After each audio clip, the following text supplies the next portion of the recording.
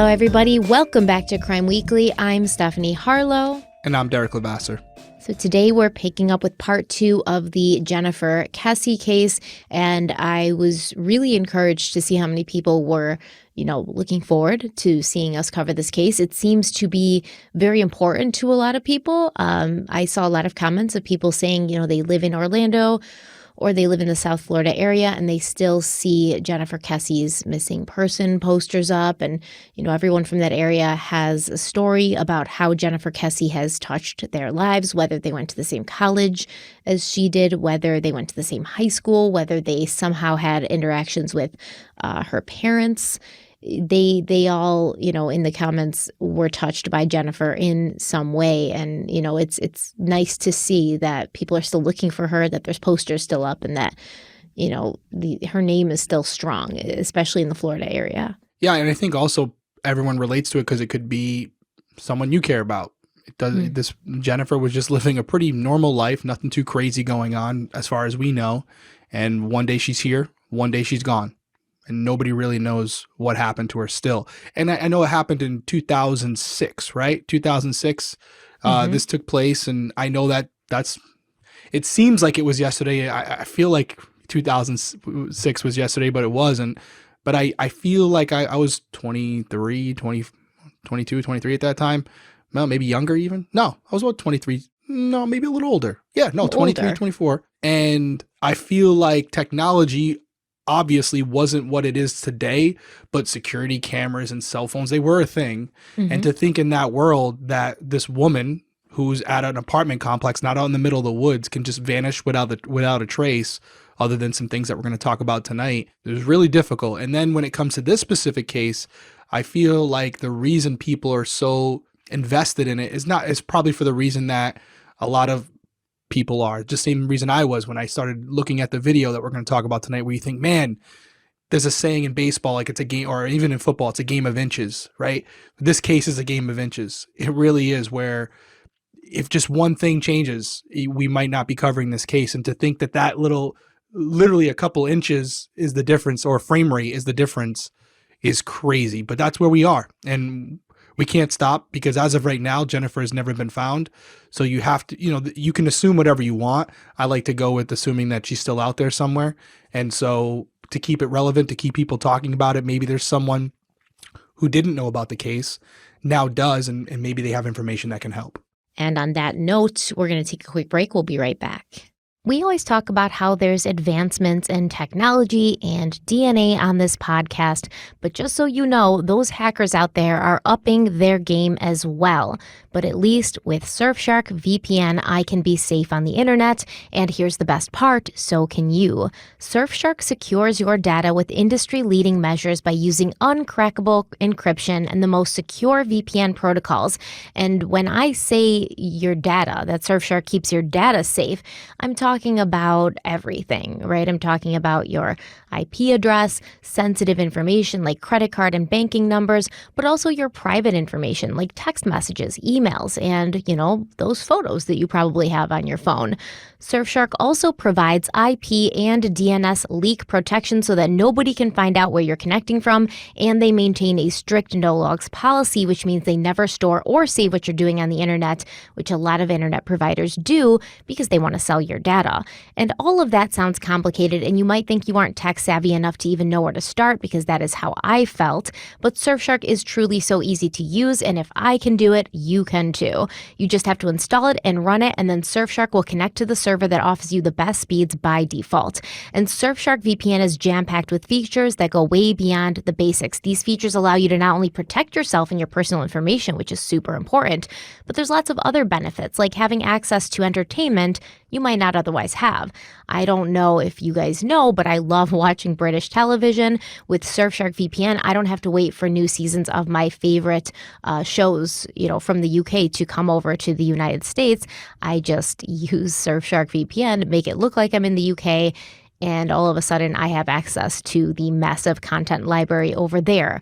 With Surfshark VPN, you can also unlock 15 of the largest Netflix country libraries, including the US and Japan, and Surfshark has now reached coverage in 100 countries, which is huge. Best of all, my favorite feature is that one Surfshark VPN subscription allows you to install and run Surfshark on an unlimited number of devices. And this is really big for me because I want to see everybody that I care about in my life protected. So my mom can use it, my dad, my husband, my kids, my best friend. It is truly unlimited. And they have multiple apps for different platforms, including PlayStation and Xbox. So if you have a young gamer, it's really good to use Surfshark VPN to keep that gamer safe so that nobody can figure out where they're gaming from. And 24/7 customer support will ensure that you'll never run into a problem with Surfshark that you have to muddle through on your own. They're always there to help and get you back on track with a friendly attitude. You have nothing to lose. You should definitely try Surfshark VPN out for yourself, and Derek's going to tell you how. That's right. For a limited time, get 83% off a 2-year plan plus 3 extra months for free at surfshark.deals/crimeweekly. This special offer makes your subscription just $2.21 per month. Once again, go to surfshark.deals/crimeweekly. Use our code crimeweekly to protect your online privacy today. Okay, we're back. I actually want to comment on the surveillance video because, like you said, we're going to talk about it, pretty in depth here in this episode. But I almost wonder, simply because the quality of that video was so bad to begin with, even if that fence post hadn't been there, if this person wasn't like distinctive physically enough, then we still might not be able to identify him or say who he was. You know what I mean? Like, we're going to talk about why there was issues with the quality of the video that go beyond the fence post, covering his face every time it snapped that picture every 3 seconds. But I almost wonder, and I find myself wondering all the time, like, it wouldn't really matter. We still might not be able to tell who this person was, even if that fence hadn't been there, because it's just really bad quality. Like, every time I watch it, I'm like, what is even the point in having these cameras up? Because they're so bad. I don't necessarily think you're wrong, but I do think it would have held a lot of weight in other situations. So yes, if the person's completely off the radar, where let's say it's a freeze frame shot and you see it and you're like, I don't recognize that person, not only because the video quality is not there, but also just because it's someone who hasn't been identified yet. Yeah, I can see like having a photo of this person, and yet we're still sitting here with the case unsolved because the video quality is so poor.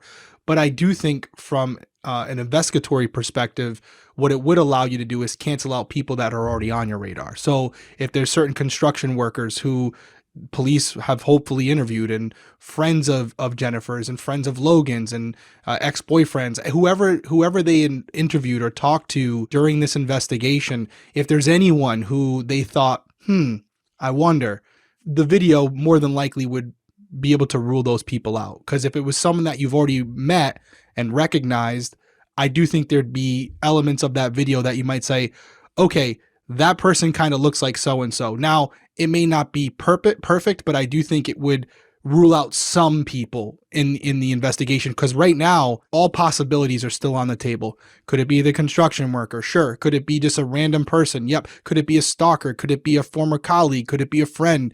Could it be a former boyfriend? Could it be someone that she was talking to that we didn't know about? They're all possibilities. We haven't been able to definitively rule any situation out because we don't have anything to go off of. So I do think the video would be extremely helpful in clearing people who have been implicated, both by pundits who weighed in on it, investigators who weighed in on it, and also Jennifer's family. They had some strong opinions about this case and who they think could be involved, specifically Logan, from what I was seeing. So it may help with that. And it may absolutely not, because I've seen people say, well, the boyfriend, Rob, had this person drop the car off, or he paid him to drop the car off, or he just grabbed some random guy off the street and said, hey, can you drive this car down the road and leave it there? So, even though I think that's absolutely ludicrous, like, I do not think that the boyfriend, Rob, has had anything to do with this. But there's people out there who still do think that he did for some reason. And, they wonder if the person who had Jennifer taken paid somebody to help them commit this crime, or to dispose of the vehicle afterwards in case there was surveillance cameras. So it wouldn't even really exclude anyone. And if you want to exclude physical people, I think that they have enough on this guy like specifically his height, that would help to exclude some people, because we're going to see, like, if NASA is right about this person of interest's height, he's a very short man. So we'll have to we'll talk about that a little bit more. But let's do a quick overview of what we talked about last episode. Jennifer Kesse, she leaves her boyfriend's house in Fort Lauderdale. She drives about 3 hours back to Orlando. She goes to work. She comes home. She talks to her parents and her brother on the phone. She lets them know that she had a good vacation in St. Croix with Rob. And then she gets on the phone with Rob, as they do every night before they go to bed. She has a quick conversation with him. I miss you. I miss you too. I need you to tell me that you miss me, because I'm feeling like a little insecure about this long distance thing, etc., etc. They get off the phone. And then what happened from, around 10 p.m. until the next morning, we don't really know. By the time Jennifer's parents and brother got there, they found that her condo kind of looked like she just left for work, and the towel was still wet, and there was water in the shower, and her pajamas were on the floor. So it looked like she got up, took a shower, pulled some clothes out that were still on her bed to wear to work, chose an outfit, put on her new 9 West heels, and then left for work, or, put on her flip-flops, which we're going to talk about in a minute, and left for work. But either way, she had all of these things with her that have never been found. Her work briefcase, her cell phone, which is an LG cell phone, her brother's friend's cell phone, because that had been left at her condo over the weekend when her brother and his friends were staying there. She had all of these things with her that have never been found. But by the time Jennifer Kesse's family arrived at her Orlando, Florida condo and found that although she was gone, there was no sign of foul play or forced entry, they still weren't comforted by that, and they instinctively knew that something was wrong, so they called the Orlando Police Department, who sent over an officer to take a report. Now, according to Drew Kesse, the initial responding officer was super casual about the whole thing, and he told them that Jennifer was a grown woman who'd probably just fought with her boyfriend and taken off in her car to blow off some steam. She'd eventually be back. And then the police officer turned and walked out. Just out of curiosity, I've heard many times that this kind of happens, right? This seems to be pretty standard, where the police aren't taking the concerns of the family or loved ones or friends of this person who's missing seriously. And they're like, oh, this is an adult. Like, what would you have me do? Run around town looking for this grown-ass person that most likely just took off and wants to be left alone?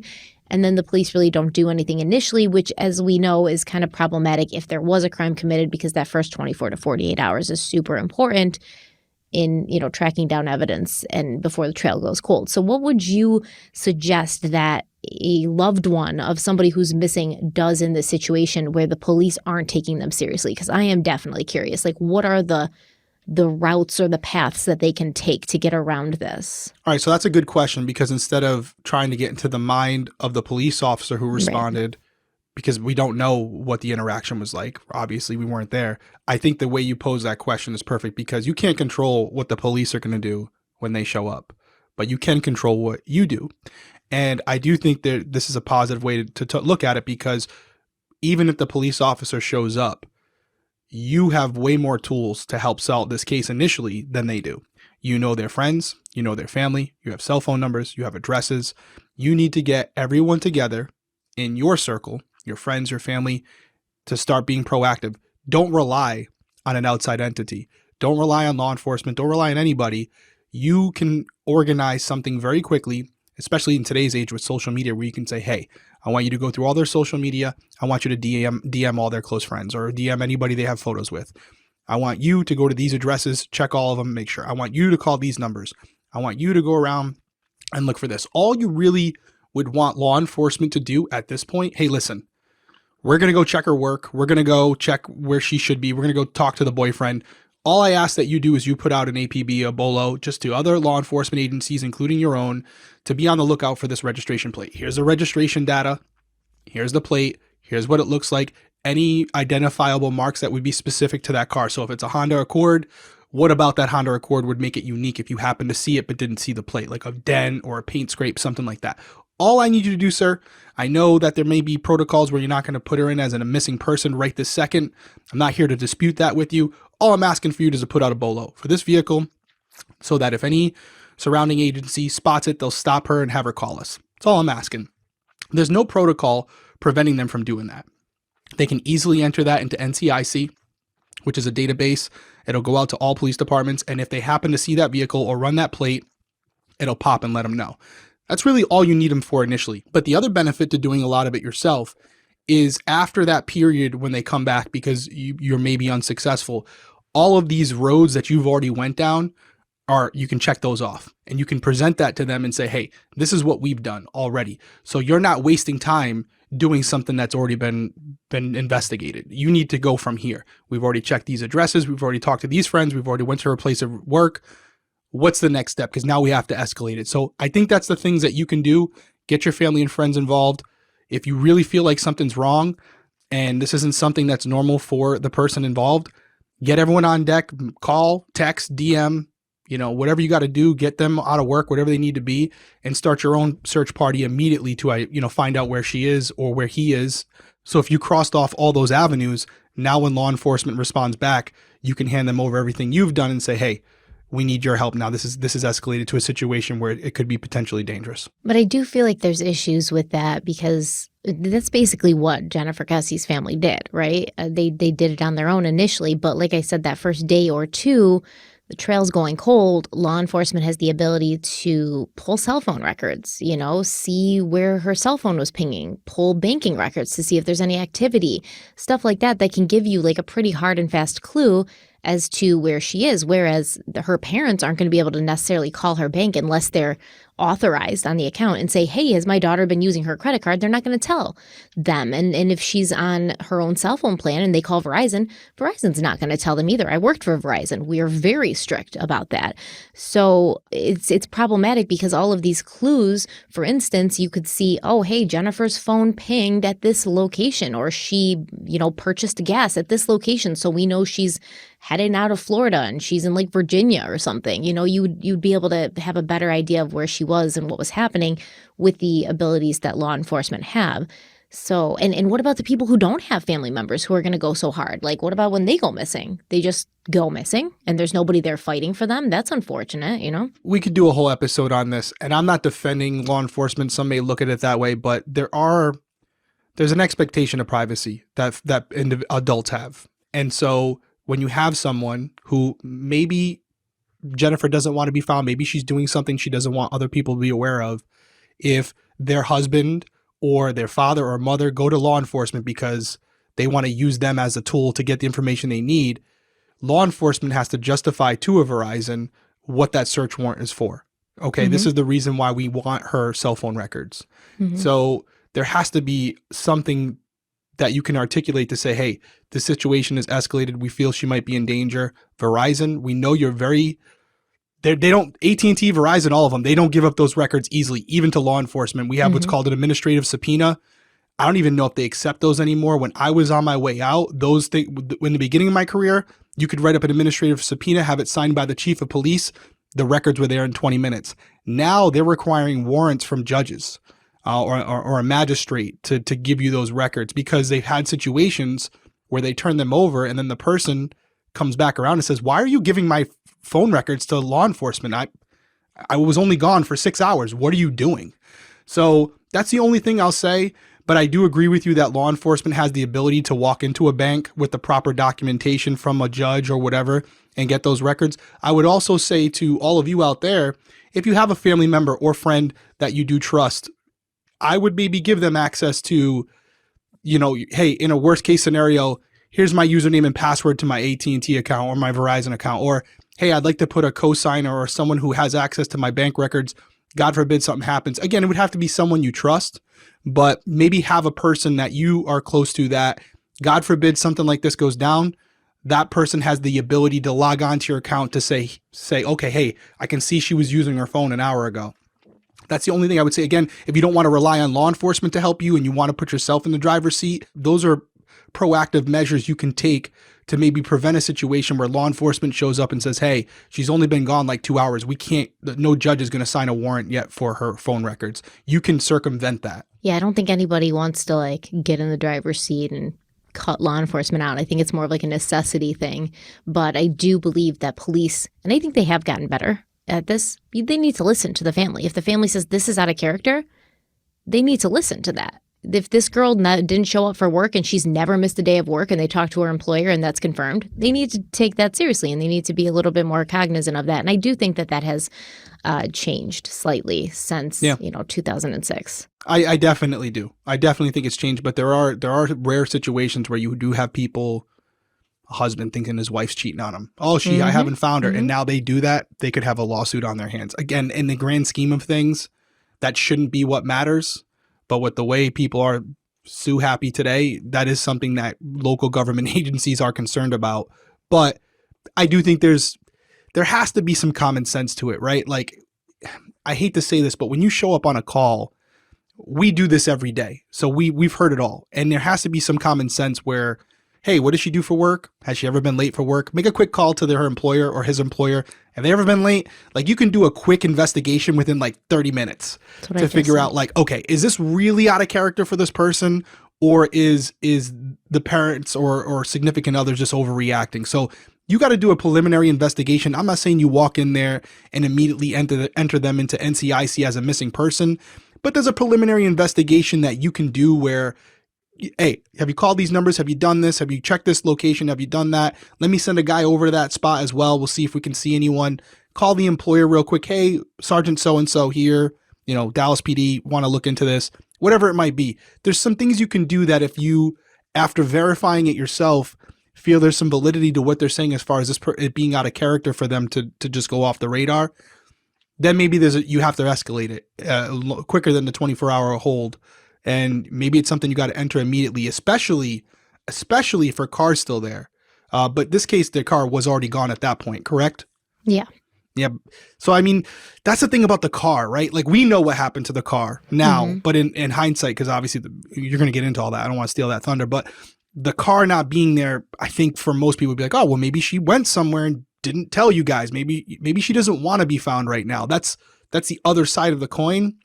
So there's really no perfect system, but I do agree with you that in the last few years, especially with what has happened in some of these cases and the scrutiny that law enforcement has received over it, they are more proactive in their approach where they realize if they go to a call, something happens to this man or woman because they didn't react, they could lose their job. So that is something that has gotten better and there's always room for improvement. Yeah, I mean, I think like Gabby Petito was a perfect sort of example of that. That's a fuck up. That's like no-brainer fuck up. Like, even more coming out about it with visible injuries she had to her face. We had said it. I'd said it when we did it initially. There was clear signs that there was some type of domestic dispute going on. Yeah. It's not, there's no discretion there. I hate to say it, and I said it before, say it again, there's no discretion there.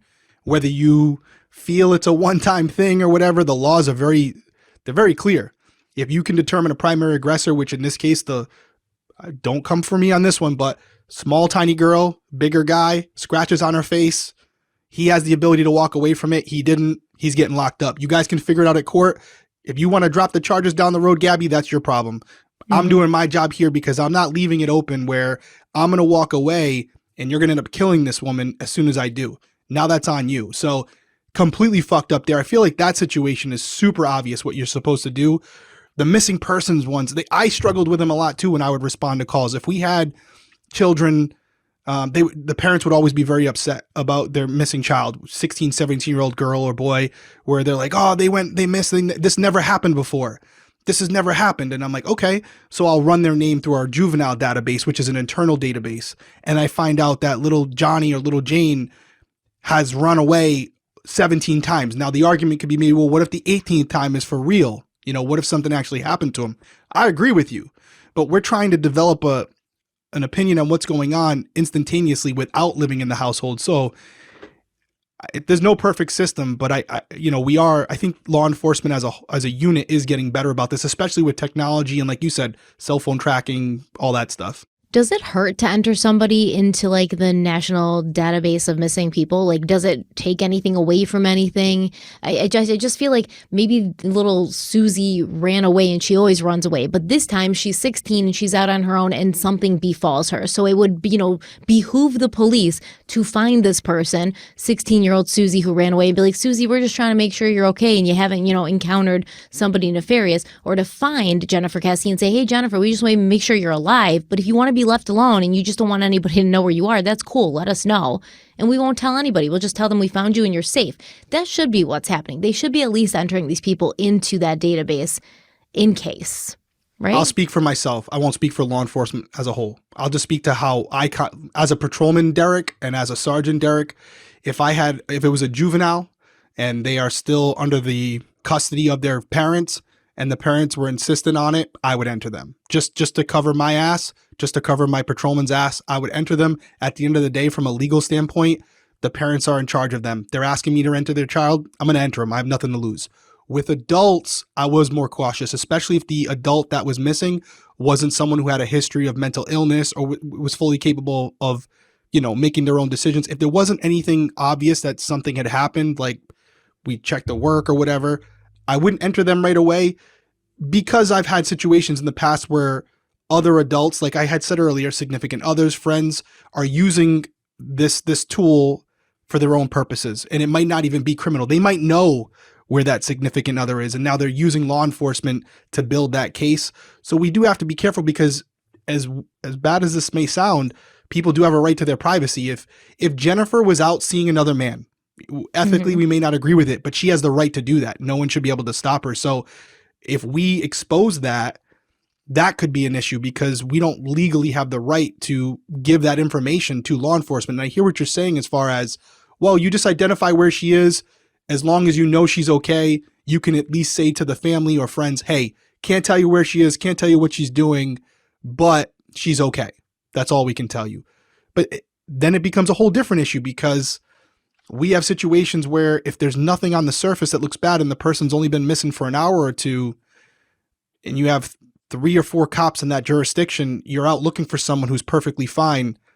There's a lot of logistical elements to it when you're running a police department or running a shift where you only have so many police officers on the road and they have to answer other calls. This is a whole different issue that I'm sure some of you don't agree with, but I've said to you guys before, there's been points where I've had me and 2 other patrolmen for an 8-hour shift.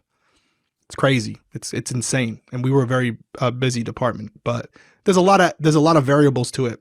Like I keep saying, I sound like a broken record. It's not a perfect system. That's for damn sure. No, I completely understand that. I'm not trying to give anybody shit, but I want you guys to know out there listening. Hopefully this never happens to you, but if somebody you love and care about goes missing and you feel in your gut something's wrong, you insist that they're entered into that database. You can. There's no law. They say, oh, you have to wait 24 hours. You have to wait 48 hours. That's bullshit. There's no law. Tell them that that's bullshit. You're talking about another adult? Anybody. Like, it's my sister. My sister's 30 years old. If my sister goes missing, you better believe I'm making so much noise, the police will do whatever I want just so I go away. So do that. That's what I'm saying. And I don't necessarily completely disagree with you. I just don't get yourself arrested for it, because there is a discretion there that law enforcement has, where there's policies and procedures about missing adults. And like Stephanie said, be persistent, insist on it happening, all those things. But they technically don't have to enter them right away. It is up to the officer to make that decision. You're nodding your head no, but that's the truth. I would love to see them try to arrest me because I'm insisting that they do their job. I just don't want anybody out there saying Crime Weekly said you have to enter that person. No, you don't. But if you feel that you need to and they're not listening to you, then yes, you insist and you make a freaking pain of yourself until they do it. That is one thing. Yeah, I think that's fair. And at some point they may do it just to get you off their case. And so if you want to go that route, but they don't have to legally, they don't have an obligation to enter that person if the situation doesn't dictate it. If you go to them after an hour and you're saying your 30-year-old healthy sister's, you can't get a hold of her, you want her entered into NCIC immediately, they may push back on that a little bit. That's all I'm saying. I just want to prepare. I know you guys take a lot of what we say to heart. I don't want you guys out there. I invite them to push back. I cannot wait for them to push back because that's ludicrous. Let's hope you're never in that situation. And if I am, I'm going to handle it. I'm going to handle business. Let's take a quick break. We'll be right back. Okay. Today's episode is sponsored by Honey, the easy way to save when shopping on your iPhone or computer. I personally do a lot of online shopping, not just for me, but the entire family, and I like shopping online because it allows me to check out different places for the best deal, and I'm only human, so I do love a good deal. I am the one who's always trying to stack coupons and use multiple discount codes all at once to see what I can get away with. It's like an exciting competition with whatever store I'm shopping at. But thanks to Honey, manually searching for coupon codes is a thing of the past because Honey is the free shopping tool that scours the internet for promo codes and applies the best one it finds to your cart. The way it works is so simple. It's almost too easy. Imagine you're shopping at one of your favorite stores or you're online on one of your favorite websites. When you check out, the Honey button will appear and all you have to do is hit apply coupons. Then you just wait a few seconds while Honey searches for coupons that it can find for that website or for that store. And if they find a working coupon, you can actually see your, total just drop. I use Honey all the time in two specific places, especially candle stores and craft stores, because those are two places that there's always coupons for out there. And Honey does all the work for me. And Honey doesn't just work on your desktop if you're shopping online. It works on your iPhone as well. You just have to activate it on Safari on your phone and save while you're on the go. So while you're physically at stores, you can save money as well and get these coupons applied for you by Honey. So you should definitely check Honey out. You'll be so glad you did, and Derek is going to tell you how. That's right. If you don't already have Honey, you could straight up be missing out. So if you want to do yourself a solid and support this channel, you can get PayPal Honey for free at joinhoney.com/crimeweekly. That's joinhoney.com/crimeweekly. Okay, we're back. So, of course, depending on who you ask, though, the law enforcement response to Jennifer being missing was very different. Drew Kesse, who's Jennifer's father, he claims the department botched the investigation from the moment the initial officer was dispatched on the afternoon of Tuesday, January 24th, 2006. However, according to the Orlando Police Department, they had Jennifer down as a missing person by 7 p.m. that evening, and within the hour they were searching for her. Sergeant Roger Brennan said, quote, "The key thing we were trying to do at this point, starting from 8 p.m. on, is to find Jennifer's car, Jennifer, her phone, her property," end quote. And initially, the police admitted that they did think that Jennifer might have left the night before of her own free will. But once they saw the condo and they took in the scene, they began to reformulate their initial theory, with Detective Joel Wright saying, quote, "Her condo was just as if she'd gotten ready for work and took off out the door for work. And since her door was locked and there were no signs of forced entry, a good deduction would be that she did make it at least out the door," end quote. But it was very soon after the first police officer seemed to not take Jennifer's absence seriously that the Kesse family took action. And within hours, Jennifer's condo had become a base for her family, friends, and her sorority sisters to gather in. They began making phone calls, printing out posters, and in just a few hours, they were out on the streets of Orlando putting up the posters with Jennifer's picture on them and asking people if they'd seen her. But no one had. Now, law enforcement does claim that this was kind of an issue for them as far as processing forensics inside of Jennifer's condo, because by 7 p.m. when Jennifer was finally reported missing, there'd already been roughly 24 people inside of Jen's condo, including her boyfriend Rob and Rob's mother, who had driven from Fort Lauderdale as soon as they heard that no one could locate Jennifer. And I don't think it's super important that they weren't able to do forensic inside the condo because they seem to believe that she left, and then that's when something happened to her. But I will say we have seen this in multiple cases, and probably not the best place to make your base of operations being the condo where Jennifer was last known to be, just in case, because they didn't really know. Anything could have happened. She could have been attacked inside her condo, and then the person took her keys and locked the door on the way out. They could have been a very, quick attack where there wasn't things knocked over or a struggle. We don't really know. So just to be on the safe side, maybe don't make the scene or the last place that this person was seen become your base of operations, because then you add all this DNA, and the police, it's going to take so much longer for them to sort of go through all the different DNA profiles and pick out the one that doesn't belong. And, we saw this in the Springfield 3 case, remember? When all the people were going in there looking for Susie Streeter and her mother and her friend Stacy, and there was just like so many people traipsing in and out that the police were like, we don't even know. There's like millions of DNA profiles in here. We don't know who's supposed to be here and who's not. Yeah, I think I agree with you. There's two ways to look at it. At that point, you're just trying to find your loved one as fast as possible, and there may be something inside that apartment or inside her vehicle, if the vehicle was there, that may assist you in doing that. So yeah, you could leave it there to be, tape it off for law enforcement later if they decide they want to do it. That's going to be more beneficial or advantageous down the road if there's a trial, right? To convict the person who they believe it is. At that point, it's really not that important. Your number one priority is to find your loved one. And if there's information that could assist in that, the preservation of life is most important. We're not worried about prosecution later. So yeah, in hindsight, it would have been nice to be able to do that. But I don't blame Jennifer's family for doing what they did. To be completely honest with you, even having my background, I would have done the same. I would have said, hey, if you want to process it, like now, like you're here, you just got here, it's 8:00. If you want to process it now. If you're choosing not to, we're going to contaminate that crime scene, because I'm going to go through her property and I'm going to see if I can find something, because you're not going to at this point. True. So I'll give them the option. But that's it. We're not going to just preserve I'm not going to stand by as your security guard for a crime scene until later that evening when you want to process the apartment or the car. Yeah, I agree. I completely agree. I wouldn't think it. If it was my daughter, I'm going to look through her computer. I'm going to see, like, did she book a ticket, a flight somewhere, like stuff like that. In fact, I just got back from San Francisco, and when I pulled my computer up, like my flight itinerary was right up on my computer, because it was the last thing I looked at, because I was checking into the airport and stuff. And I was like, oh, this would be great if I went missing and nobody knew where I was going, because somebody would just be able to pull my computer up and see this right here. And I think a lot of people do that. So yeah, that's definitely like one of the first places I would check. But the next day, the Orlando police interviewed Jennifer's family and her boyfriend, Rob. And of course, Rob was considered a person of interest early on, simply because he was, Jennifer's boyfriend. But the police soon found out that his alibi checked out. He had been at work over 2 hours away, and Rob's cell phone pings supported this.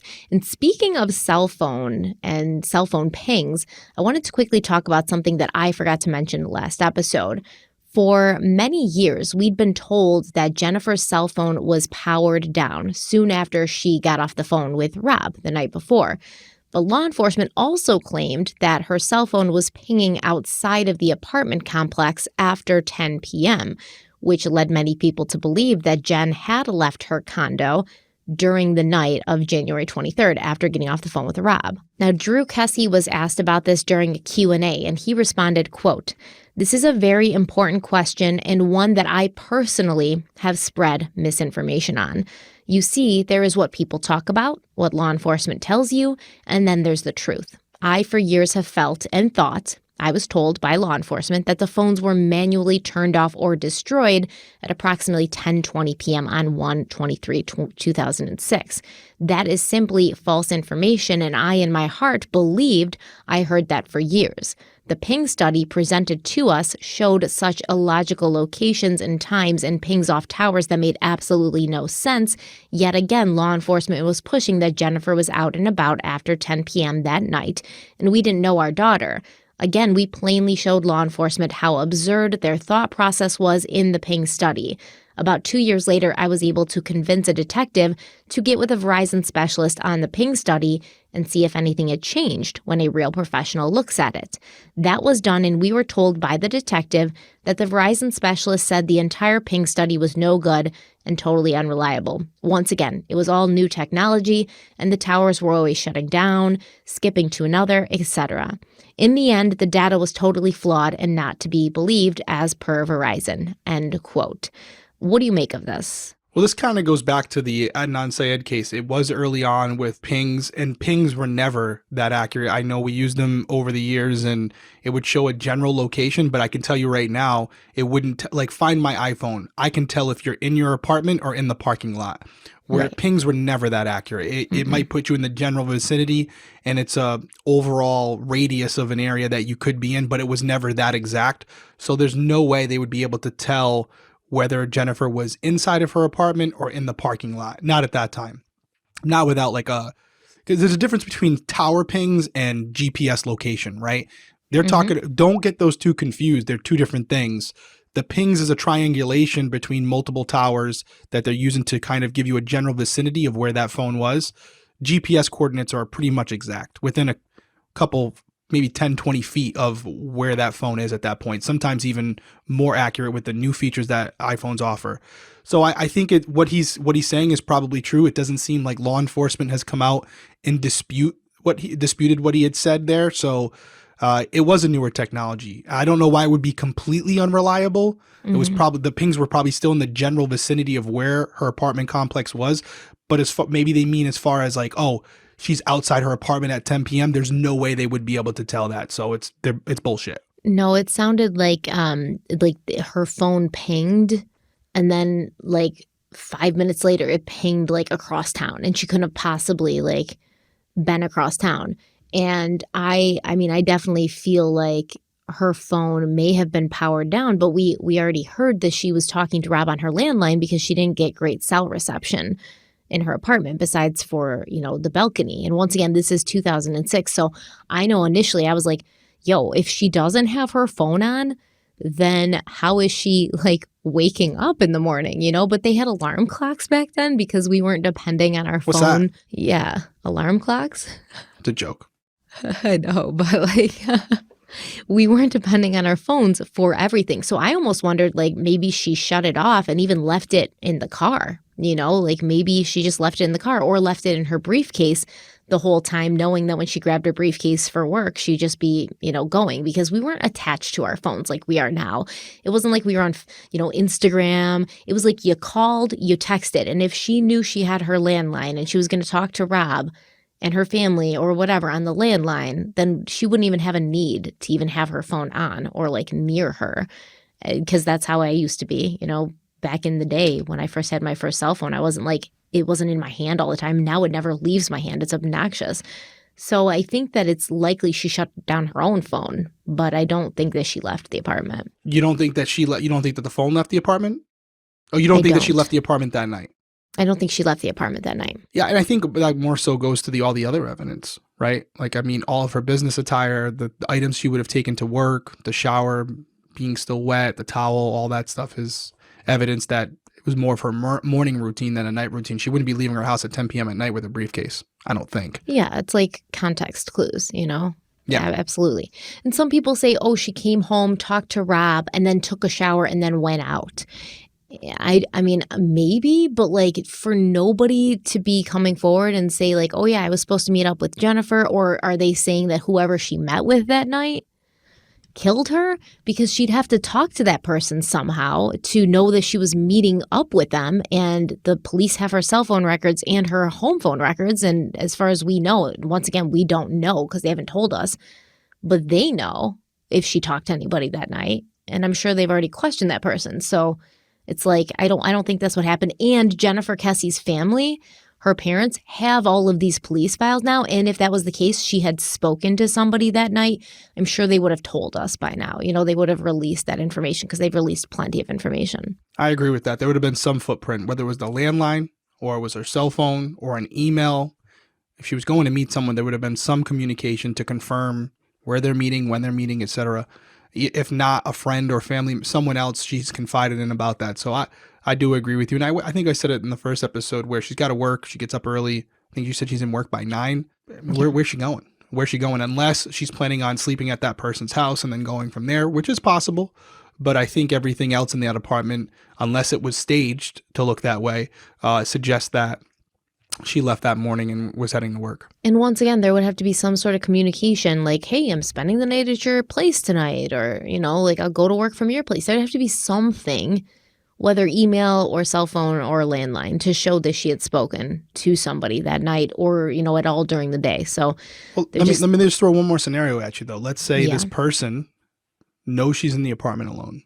Mhm. Someone who she's not in fear of, maybe someone in a uniform, maybe a contractor, something like that, who knocks on the door. Mhm. She opens it. They attack her. They set the house up to look a certain way before they take her that night. She could have been gone since that evening where they kind of set the house up to look like it. They take her keys. They lock it on the way out. I know Did you're they take looking a like shower? they don't have to take a shower. like, They can just turn the genuinely shower asking. on.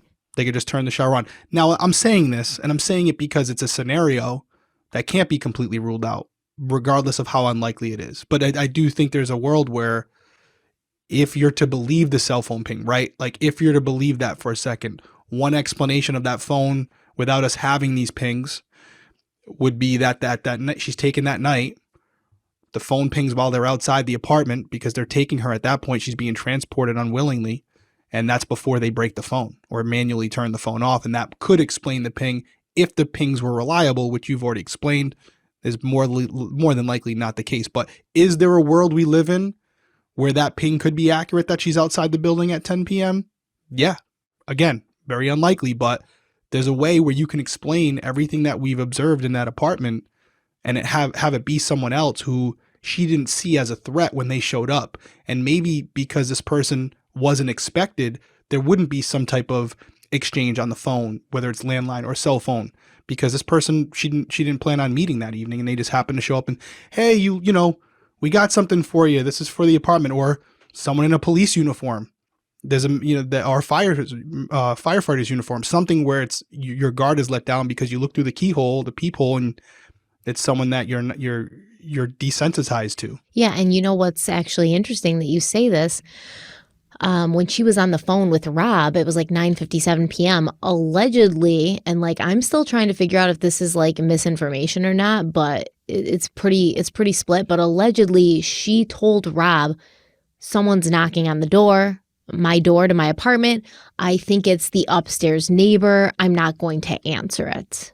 Okay, so did that knock on the door really happen at 9:57 p.m.? Was it her upstairs neighbor? We're going to talk about that next episode, the upstairs neighbor, the alleged upstairs neighbor. Some people are like, oh, maybe she just wanted to get off the phone. So, she just pretended someone was knocking at her door, things like that. So we don't even know if the knock really happened. That's the problem. Imagine if that's real, though. I mean, it's one of those situations. I was thinking about this over the week because we get in these cases and I start like running scenarios through my head as I'm driving. I think about Brian Kohlberger, right? Because Brian Kohlberger, for the most part, there's some digital connections now as it's coming out, and I'm sure there's gonna be more. But overall, the victims weren't very familiar with Brian Kohlberger. He was just some psychotic person who was stalking them, essentially. Jennifer could have had a stalker that she wasn't even aware of. Someone who was watching her go into her apartment every evening and was aware that she was home alone because they had been stalking her for weeks, months, who knows. They could have easily gotten a hold of something that looks like or resembles a police uniform or a firefighter's uniform or a construction worker because they're seeing them all over the complex all day, where they wait until it's late enough in the evening that maybe nobody else would be around. They're aware at this point that there's not a ton of other people living in the building. They walk up to the door and say, "Ma'am, I'm here with the alarm company. We just have to reset your alarm for the panel downstairs." And she opens the door 6 inches and it's game over at that point. They're able to get a hold of her. They clean up the apartment. They make it, because they know her routine, they make it look like she left in the morning to throw off police as far as the window that she would have been taken. And now police are assuming she left in the morning when in reality, her perpetrator took her that night. I'm throwing out a theory here. I don't really have anything tangible to go off of, but I also don't think there's anything to say definitively that couldn't have happened, especially when you throw out something that I wasn't aware of, like, oh, allegedly there might have been a knock at the door at 9:57. If we knew that to be true, then that scenario just becomes a lot more plausible, right? Someone's so from what I on the door. can tell, this allegation has only been made by Drew Kesse on a podcast. I think it's called Unconcluded, the podcast. So he said this. And apparently Jennifer didn't really check to see who was knocking at the door, if this knock happened. I did reach out once again. I reached out to the family members just to clear this specific knock thing up. I didn't even want to talk about it until I had gotten some sort of like affirmation one way or the other. But she didn't know who it was. She didn't get up and look. She just kind of assumed like, oh, I think it might be my upstairs neighbor. I'm not going to answer it. So it could have, if the knock happened, it could have been anybody. It could have been a construction worker. It could have been somebody that, she worked with who was just showing up. She didn't know who it was at that point. Right. But how would they get in? Or did they knock again later after she got off the phone and then she answered it when they knocked again without looking through the people? Or she looked through the people and was like, oh, that's Roger from work. What's he doing here? And opened the door. Or they see someone with a badge. Yeah. They can't make out what the badge is at that point. All they see is someone in a uniform with a little badge on. Yeah. You open the door. Now, based on what you've explained to me about Jennifer, doesn't seem likely, but we have mishaps. We have lapse of judgment where you could slip up one time and that might all take. All I'm saying to everybody out there is keep your mind open. I know there's certain things that we're talking about in this episode that may suggest one thing. Oh, you know what? There was contractors all over the place. It's got to be a contractor. It's got to be a trafficking thing, right? That's the obvious answer. Well, maybe because that's what people are mostly thinking is why we don't have this person in custody yet, because we're not thinking outside the box. And even though the scenarios may seem unlikely, you have to explore them until you find a piece of evidence that definitively rules that out. And at this point, with this case, based on what you've told me, that's not really there. Yes, logic tells you that based on what the crime scene looked like, she left in the morning. I agree. But would it be the first time we ever heard of a suspect staging a scene to look like something that it's not? No. Of course not. So you have to keep it in play. Do you think if somebody knocks on your door and pretends to be a police officer, would it be okay for you to be like, hey, slide your badge on or like your card or something under the door? Like, I'm not opening for you? I'm telling all of our listeners and viewers tonight that unless this person is doing something like that, like a business card, or at that point you say, what's your name and badge number? I'm calling the local police. What the police department are you with? I'm calling them to confirm that you are who you say you are and that you're on a call at this building. I've actually recommended that to people that are driving. If you get stopped by an unmarked car and they have red and blues, it's okay to go the speed limit, find an area that's publicly lit, that there's people around, and before doing anything, before even rolling down your window, open it at a crack if you want and just say, hey, what's your name and badge number? You're in plain clothes right now in an unmarked car. I'm calling your agency to confirm that you're even on a traffic stop right now. I'm not opening my door or rolling down my window until I know for sure.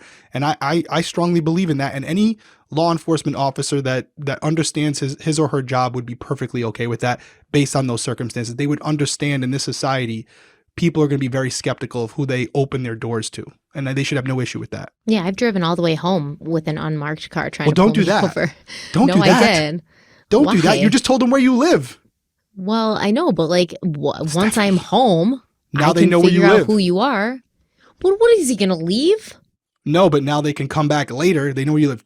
Drive to a public area. And more importantly, drive to your local police department. Drive to the closest law enforcement police That's a good idea. And drive right up to the front door. That's why you got me, Steph. Not just a hat rack, right? I'm here for you. Don't drive them to your house. Well, I just feel safe in my house. It's like, what are you going to do to me in my house, Like, yeah.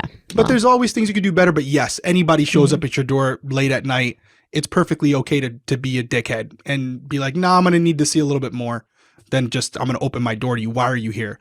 So don't go down that path where you're like, oh, Derek and Stephanie think she was abducted at night. I'm just saying there hasn't been anything presented to me that rules that out definitively, and that's important. I will say this was 2006. Technology wasn't great. It was like up and coming and evolving, but it wasn't where it is now and, where it could be. And as Drew Kesse has pointed out more than once, technology did not help anyone in this case, as we know with the surveillance video too. And additionally, as far as I can tell, Jennifer Kesse's phone records have never been released, which is strange. So we don't really know who she was calling or who she was talking to. We just hope if it was something substantial, we would hear from either the police or the Kesse family, and we haven't. And on that note, we're going to take a quick break. We'll be right back. Everything is getting more expensive, and if you're already saddled with debt, it can feel like you're falling even further behind every single day. Don't you ever wish there was a better solution to paying off your debt? PDS Debt has customized 0% interest options for anyone struggling with credit cards, personal loans, collections, or medical bills. With rising interest rates and the cost of living at an all-time high, now is the time to finally take initiative with your debt. Stop waiting and start saving with your own custom debt savings options from PDS Debt. Right now, PDS Debt is giving our qualified listeners a free debt savings analysis just for completing a simple 30-second online debt assessment at pdsdebt.com/crime. You'll receive a full breakdown on how to save on interest each month and the quickest way to take care of your debt. If you're making payments every month on your debt and your balances aren't going down, this program is for you. PDS Debt rolls all of your payments into one low 0% interest monthly payment. Everyone with over $10,000 or more in debt qualifies, and there's no minimum credit score required. Both bad and fair credit are accepted. You can save thousands in interests and fees and pay off your debt in a fraction of the time. If you like what you hear, stay tuned because Derek's going to tell you how you can start paying off your debt right now. That's right. PDS Debt is offering a free debt analysis to our listeners just for completing the quick and easy debt assessment at www.pdsdebt.com/crime. That's pdsdebt.com/crime. Take back your financial freedom today by visiting pdsdebt.com/crime.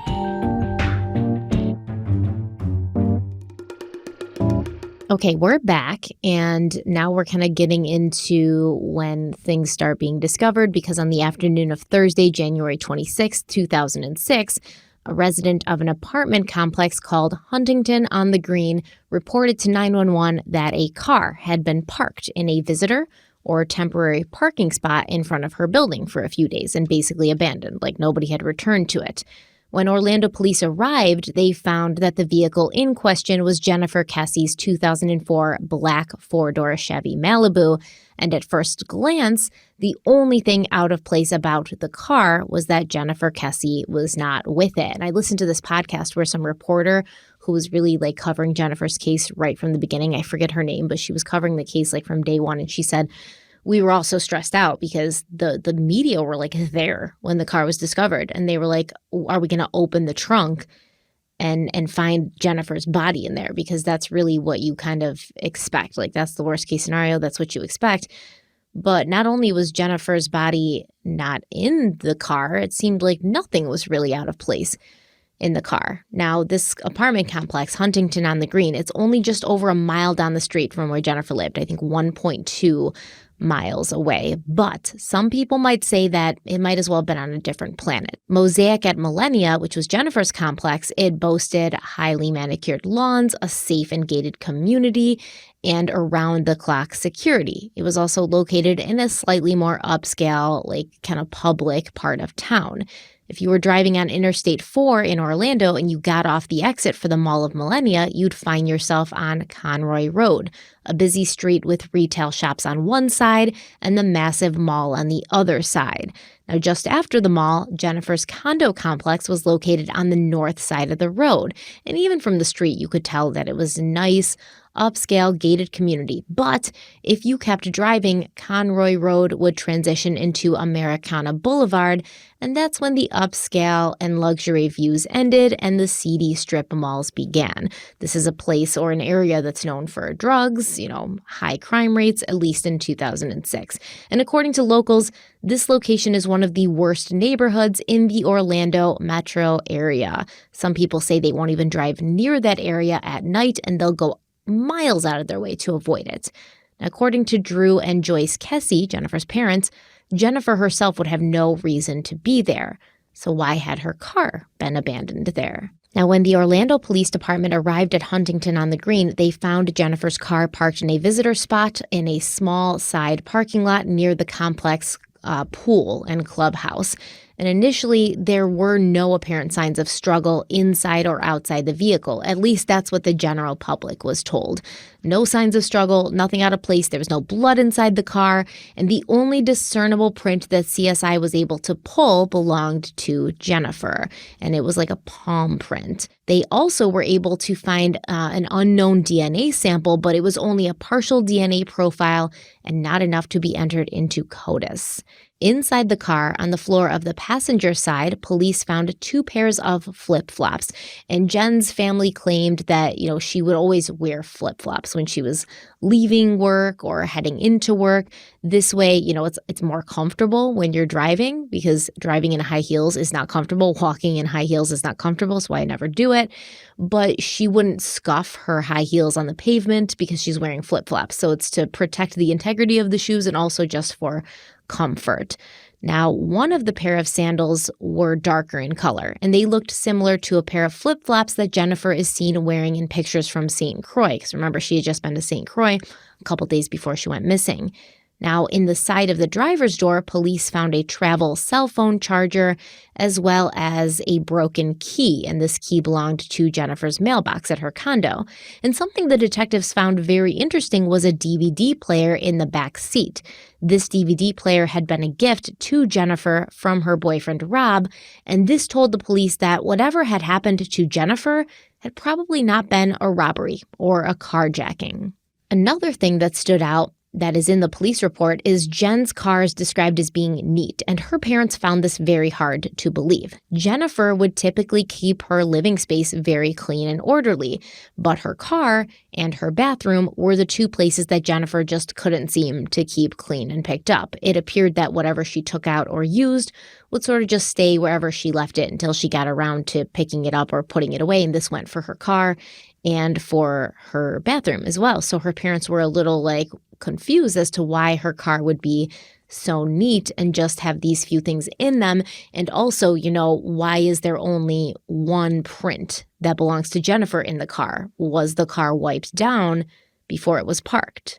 It's a great point. There's a couple good things that you said in there that I agree with law enforcement, where you're thinking it's a carjacking. Obviously, at that time, DVD player. Right now, we're thinking 2023, what's that, $10? But back then, it's probably pretty expensive, probably a couple $100, and it's portable, easy to conceal, and also easy to resell, right? To anybody, or just trade for drugs or whatever it might be. So I agree with that assessment that it's not indicative of a robbery where the motive is financial, right? You're trying to obtain things, money, credit card, whatever it might be, possessions, jewelry, things like that. You would take the DVD player. There was one other thing that I wanted to talk about, which I didn't want to interrupt you because you were in the middle of a sentence, was the DNA. I know at the time they're saying that DNA was insufficient to enter into CODIS, but I wonder if now, with the way science and technology has advanced, would they be able to take that smaller sample and do something with it? I know we have PCR testing where you're able to clone or duplicate the existing sample so that you can check it multiple times.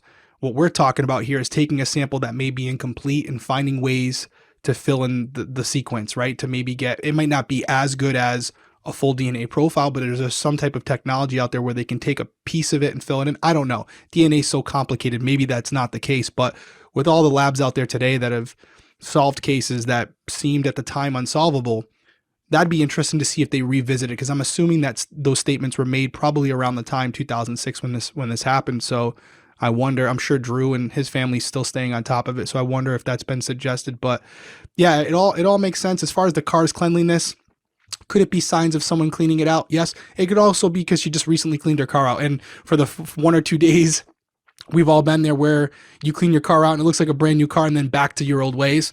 That could just also be the situation as well. However, if we're going to explore the path of this was more, premeditated, and I talk about ideas that they staged the apartment, well, if I'm going to say that, how can I not say it's plausible that they staged the car or cleaned the car? I can't. So yeah, it's possible. And the thing about this case that bothers me so much, and there's a lot actually, I shouldn't say the thing, but the fact that this car was taken to a location that I know wasn't the greatest of areas, but it still was populated by human beings. And so you run such a risk going back to the car, getting in the car, and I know you're going to go over the specifics, but going back to a complex, taking the car, driving it to another location where at all points you could be seen on camera, which did happen. Or by people, or by a person. Yeah, I mean, there's so many situations where you're exposing yourself. So they're right by the pool, man. Right. And it's Florida. It may be January, but it's hot still. Right. The question's why? Why do it? Why do it? Right. Was she ever in the car? And if so, why not drop it in the woods somewhere? Why not drop it at a park that's not as populated? Yeah. I don't know. I don't know. It does suggest that the person may not be a career criminal, that they may not have planned it out, because I don't think that would be the process. I think you would take the car. I do understand wanting to dump the car as fast as possible for the reasons I said to you in episode 1. You're in the car of the missing person. You don't know what's being done at this point. You don't know who's out looking for it. It doesn't even have to be law enforcement. It could just be the victim's dad driving back to her complex, and you pass him in the Malibu. Now you're cooked at that point. So you're taking a huge risk going back to the scene of the crime at any point, nevertheless getting in the vehicle. So I don't know why they would do this. There's something about that car where they wanted to throw people off. And like you had said in episode 1, they maybe wanted people to believe that she had gone to work, or that she may have just gone somewhere and took off and she was okay. And this would extend the amount of time they have to get away. That would be the explanation. But man, risk worth reward. Remember what you said earlier? You were like, oh, missing person, especially if the car is still there. Yeah. Well, the car is not there. So the responding police officer is going to be like, well, she probably just got in her car and drove away. Like, the car's not here. She's not here. Like, so yeah, definitely. And check this out. Maybe you'd want to take it further or drop it someplace more like remote.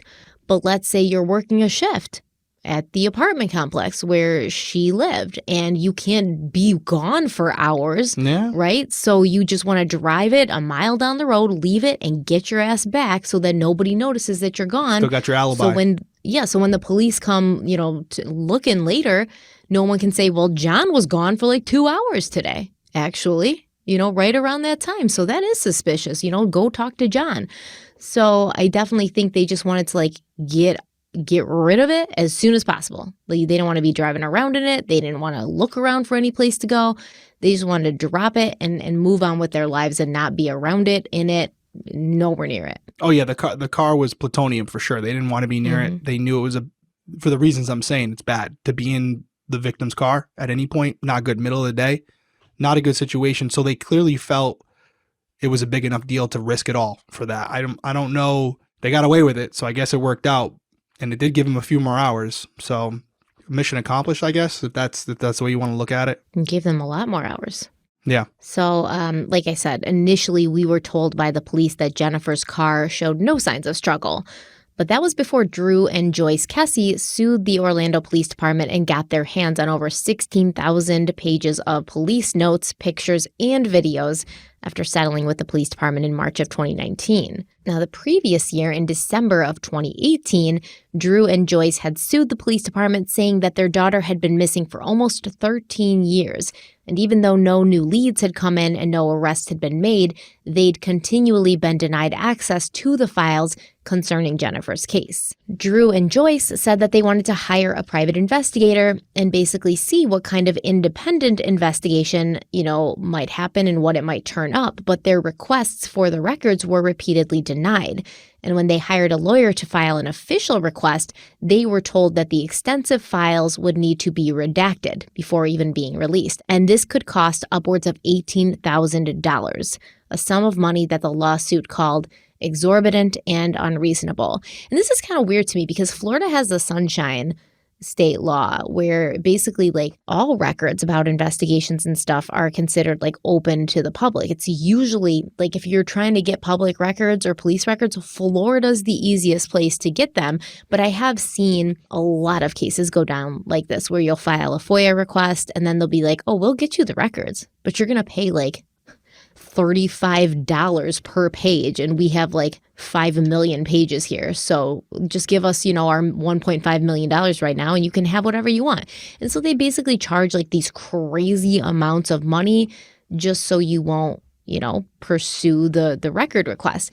Now, in this situation, I understand if they need to pay somebody to go through and redact over 16,000 pages of police notes, that's going to come at a cost. But like, $18,000 seems ridiculous, kind of. I don't think they should have to pay anything. I think that the cost, to be fair, it could cost 10, 15 grand to have someone do that. Shouldn't be at the expense of the victim's family.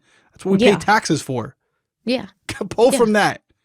It's been like over a decade, man. Yeah, like there should be no, I feel the same way about medical. I feel like there's certain things in life that we shouldn't have to pay for. We pay for it in everything we do. We get taxed for everything.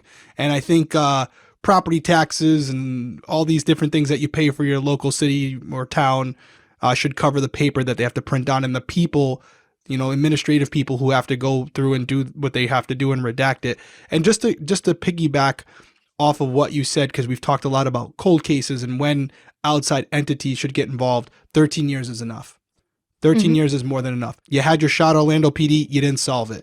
You may have new people coming up in the ranks that may have a different perspective on it, but at that point, you got to put your ego aside. You got to be willing to work with the family and their investigator so that they can take a shot at it. Worst case scenario, you're still right where you are, and it's an unsolved case. But you got to expand your reach at that point. You got to allow other people to take a look at it, and at minimum, give the family the opportunity to look at the facts so that they can see what you're dealing with and come to their own conclusions. So yeah, 13 years, you shouldn't have to sue a police department to get access to it. And I've said it and I'll stick to it. 2 or 3 years, the case, that's a long time to wait. I can't imagine. Still relatively new. 10, 15, 20 years, it's time to let someone else take a look at it. And I don't think law enforcement agencies should be opposed to private investigators, certified, licensed private investigators coming in, taking a look at it, or at minimum, the family members saying, hey, I'm her father, I'm her mother, I want to look at it. They should be able to get that paperwork. Yeah, and the private investigator was like a previous federal agent, so he had experience. Right. Right? And he's going to spend all of his time working that case. At this point, 13 years later, I can guarantee you they have a detective assigned to that case, but he's not opening that folder or she's not opening that folder unless something new comes in. It's sitting in a file somewhere collecting dust. Well, they're opening that folder now to redact some shit. So. Yeah, no doubt. But yeah, I completely agree with it. I think it should happen. And here's the thing. Yeah, I know you want to keep it in-house because if you ever have to prosecute someone down the road, it could hurt the case if this is out there. Well, guess what? If you turn this evidence over to the family members, right, or this report over to the family members, and they screw it up by telling everybody about it, well, when they do find someone and it doesn't get prosecuted, you can look at them and go, Mom, Dad, we told you. This is on you. That's your ship to sink. And I mean, honestly, that's concerning. If the police have the same records, I mean, even better records because they're not redacted. Right. And then all of a sudden the parents and the PI get it and they're like cracking this case open. Like, you didn't do your job properly. So like we need to be looking at everybody with a side eye at this point. Because if you've had 16,000 pages. Here's where I would argue with you. And I've said it before. Not all cops are created equal. You could have 10 detectives inside that building, right? Just because they're detectives doesn't mean they're good detectives. It's just like baseball players, right? Everyone can play baseball. It doesn't mean they're all going to be pros.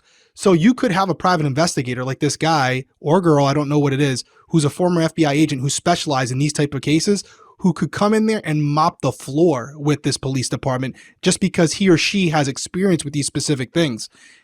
Just because it sometimes takes an outside perspective or a different type of experience in investigations to crack the case. So yes, it could be negligence. It could be, hey, that's a problem. You guys should have saw this. Like if it's something egregious, like, hey, I'm looking at a photo of the crime scene and there's a sign there that says so-and-so did it. You should have probably spotted that, but you didn't.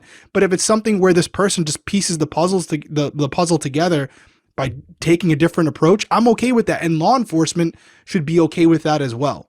They shouldn't look at it as a personal attack. No, I'm with you. I agree. I've always thought that an outside perspective is helpful, but this is a pretty big case. So not only, and it's been over 10 years, 13 years. So am I going to assume that only one person has ever seen this from the Orlando? No, several people from the Orlando Police Department have seen it. And then you got the cold case guy who, it's kind of his job to like go through the file again and see if anything's been missed. So when this file, this large file, substantial file in this big case has been looked at by multiple eyes inside the Orlando Police Department, and then it gets, to this PI, and immediately they are like, well, it's obvious who did this. That's an issue. That's an issue with your police department, in my opinion. What would the issue be? That multiple people have seen it and didn't see what this one PI saw? Like, you should have somebody in your police department who's like as smart as this rando PI. Are you saying like in the theory that if it's something obvious, like, hey, look at Police 101, here's your answer? Because in that case, I agree with you. Yeah, I would say, if it's something like pretty obvious, yeah. But you could have a PI, and there's such a negative, and I'm biased because I'm a PI, but and I have a couple investigators that work for me that I would put up against anyone. Honestly, they're studs, and I think they're better than a lot of the detectives I worked with, truthfully, and they're really good. But I do think there are PIs who have a lot of experience in specific areas that may be helpful in certain cases. So I want to get to a point where law enforcement sees private investigators as a tool, not necessarily an adversary. And that might never happen, but it'd be a nice, as we get further along, hopefully it becomes the case. It would it would entail a lot of egos being deflated and put to the side. So. Oh, I've experienced it. Trust me, with break-in homicide, I've had smaller departments that honestly are terrible, and the case would have been solved if someone else had it. And then I have departments like Seattle Police Department, who has an entire homicide division the size of my former police department, who welcomed me with open arms because they checked their egos at the door. So it's like, or they're like so over, it's freaking Seattle. They're like, we have so many crimes to track down. Take this, dude. Take it off our plate, please. Whereas the smaller police department's like, we don't have shit going on and we got to somehow justify our paychecks. So we're going to work this one case, but not really. Yeah, no. And because they know they screwed it up. They don't want anybody touching it because they know it's going to make them look bad. Whereas Seattle, the guy came in, he's like, listen, I don't know what you're going to do that I haven't already done. I got 24 years in this. And he did. He was a squared away detective, but he's just like, I'm open, man. Hit me with something that I haven't found and I'll go with it. And guess what? He has way more experience than me, and I found something that he hadn't found, and we arrested someone. So, but guess what? He didn't come back to me and discredit what I did. He was like, thank you. Let's roll with it. And he did. So, I mean, different story, different day, but that's definitely a battle that's being fought within the law enforcement community right now, for sure. Yo, this police officer was so smart, so much more experienced, so much better than me. Yet, he was. I found something that he didn't see. It doesn't make me better. And that's the point. It doesn't make me better because maybe 9 out of 10 cases, he's the guy you want working it. Maybe it's something where he's looked at it so many times, you miss something. Honestly, there was things in there that I found that I don't know if I would have found if I was still a cop. It was more so the role I was in, being in television, getting access to certain things, not having to be held to the same standards, and also being able to go outside. He was restricted by the medical examiner that was assigned to Seattle PD. I was not. See, we got to think outside the box, man. We got to think outside the box. And the weird thing is, I don't know why the Orlando Police Department was so close to the chest with this case. A lot of people say that they just don't understand why. Did they find something that they didn't want to reveal? We're not quite sure. However, I will say the Kesse family did receive some files in January of 2018, but they claimed these files were so heavily redacted that they were basically unreadable, which I believe. Once again, it's a good question as to why the Orlando Police Department feel like they have to hide so much about this case. But let's take a quick break and we'll be right back.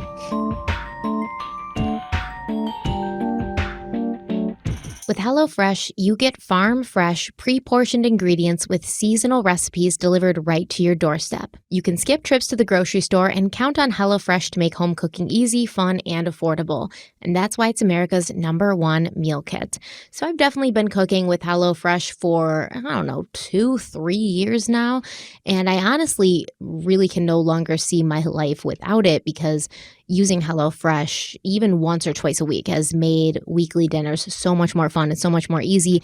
And I think that if there's people out there who are like me, that dinner, pre-bedtime is always super stressful because it's you just finished work and now you have to figure out how to get food on the table for everyone. And then after that, it's bedtime. So anything to make that portion of the night easier, I'll take it. And if you're looking for a simple way to eat well and save money this year and you want to cut back on expensive dining out or delivery, you should definitely check out HelloFresh because you'll love how fast, easy, and affordable it is to whip up restaurant quality meals right in your own kitchen.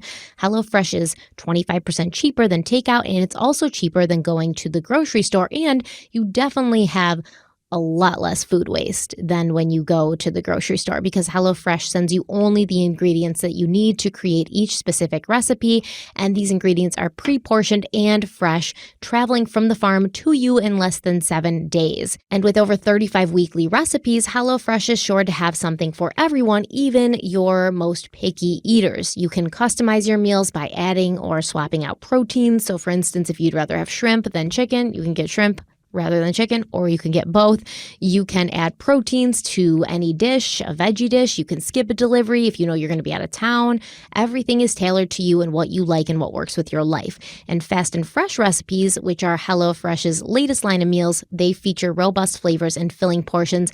I keep talking about the seared steak and the potatoes with the béarnaise sauce because it was so good. And not only was it so good, it was ready and on the table in less than 15 minutes. And I just don't understand how something that's so good can be ready to eat so fast. But we love HelloFresh here at Crime Weekly, and Derek's going to tell you how you can check it out for yourself. That's right. Go to HelloFresh.com/CrimeWeekly65 and use our code CrimeWeekly65 for 65% off plus free shipping. Once again, that's HelloFresh.com/CrimeWeekly65, code CrimeWeekly65 for 65% off plus free shipping. So if you guys are looking for some good food, check out HelloFresh, America's #1 meal kit.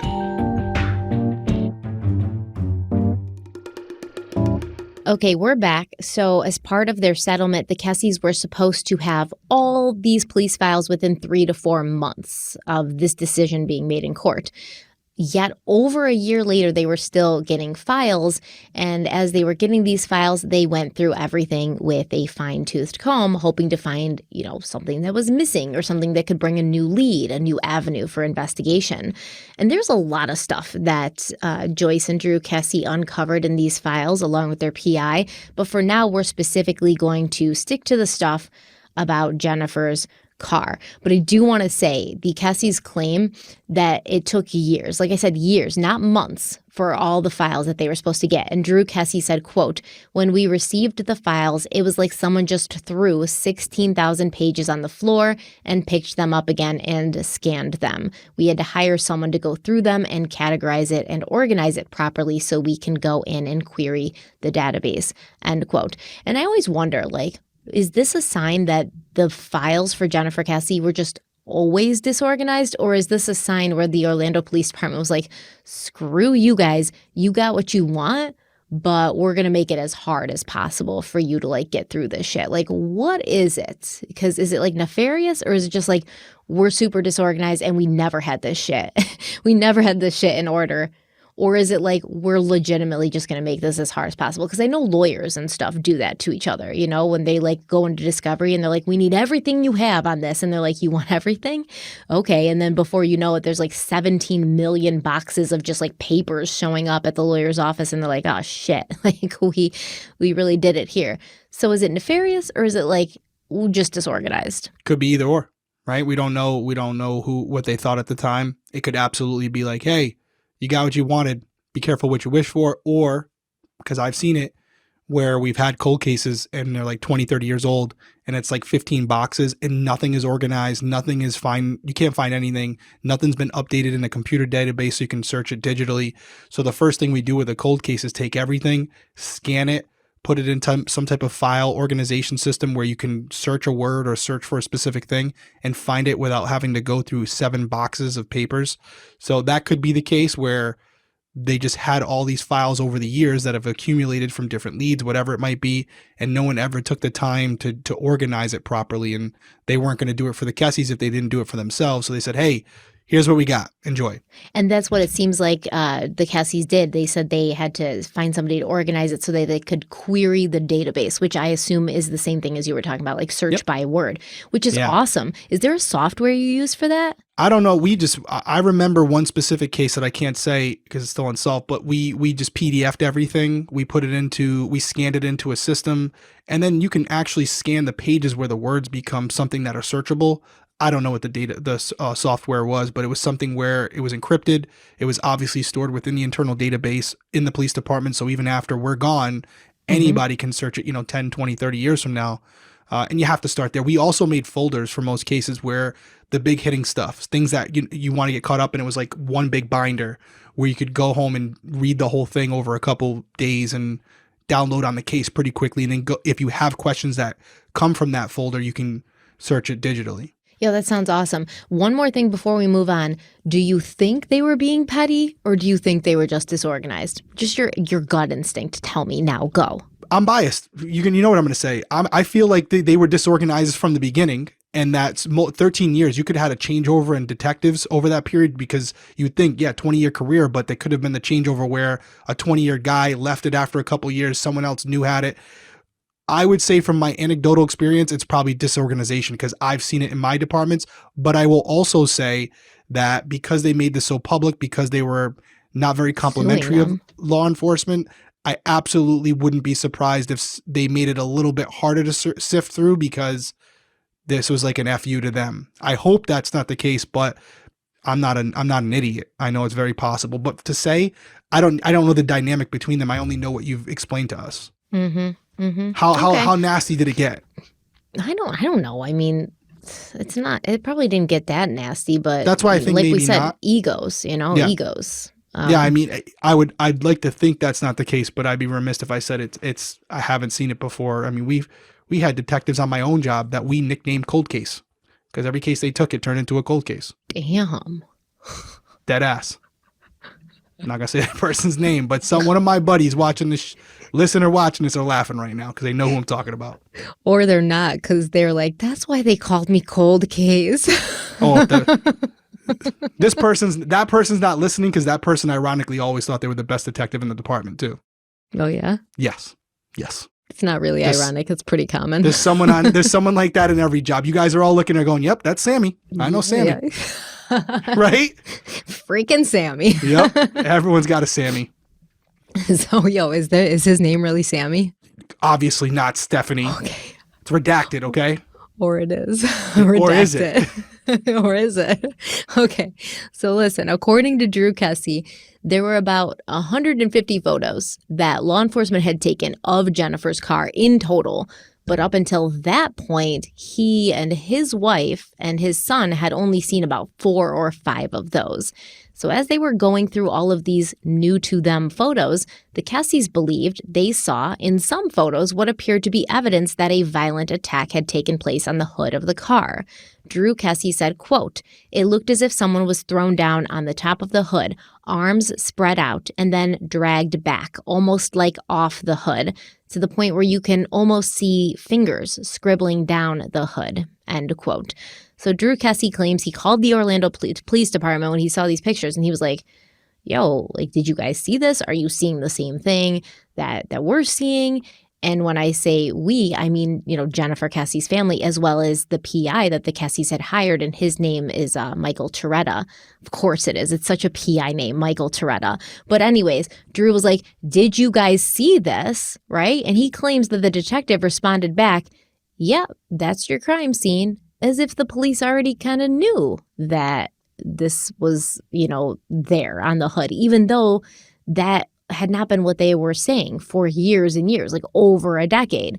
And then as the Kesses looked deeper into these files, they discovered that the reason this detective might have seemed to know about these hood marks already is because law enforcement already suspected that there'd been an altercation on the hood of Jennifer Kesse's car.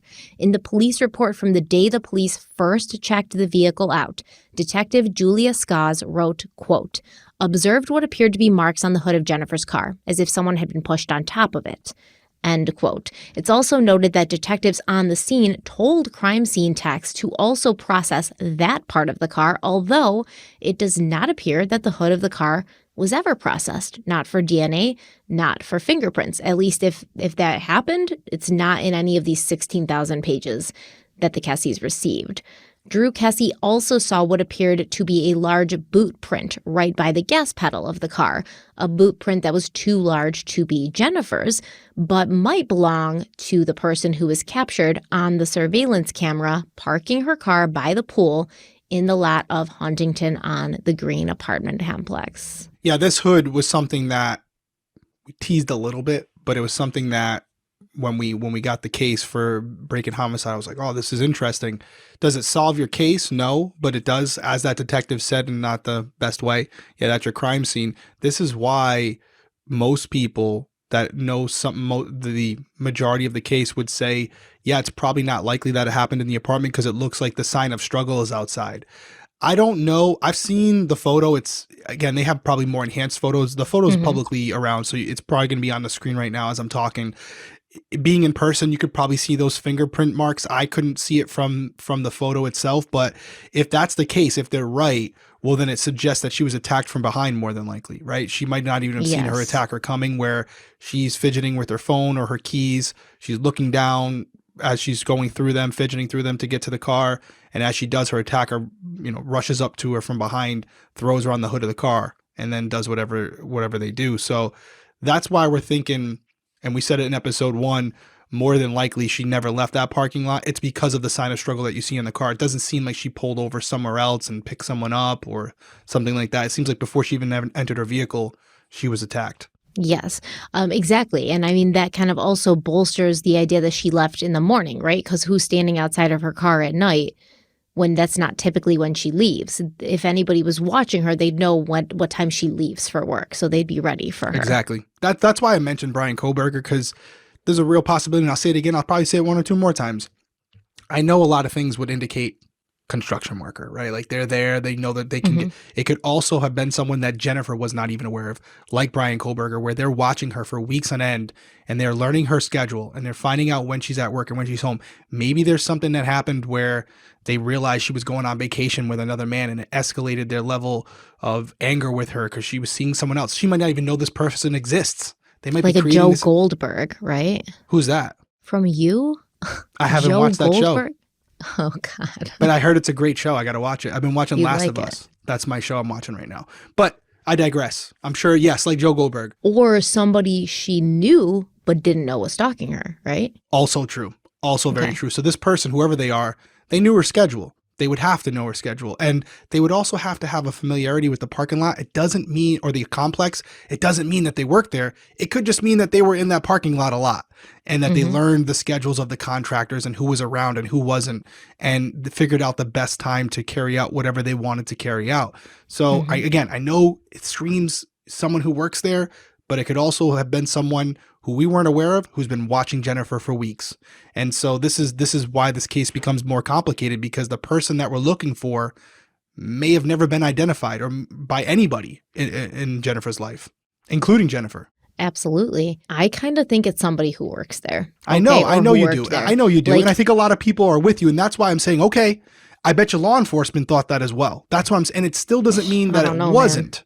It doesn't mean that it wasn't, but I always try to think, okay, if everyone's thinking this, if we're all thinking this, what are we not thinking about? What scenario are we missing? Because maybe that's why maybe that's the one that we need to be talking about. So I'm with you. I hear where people are coming from.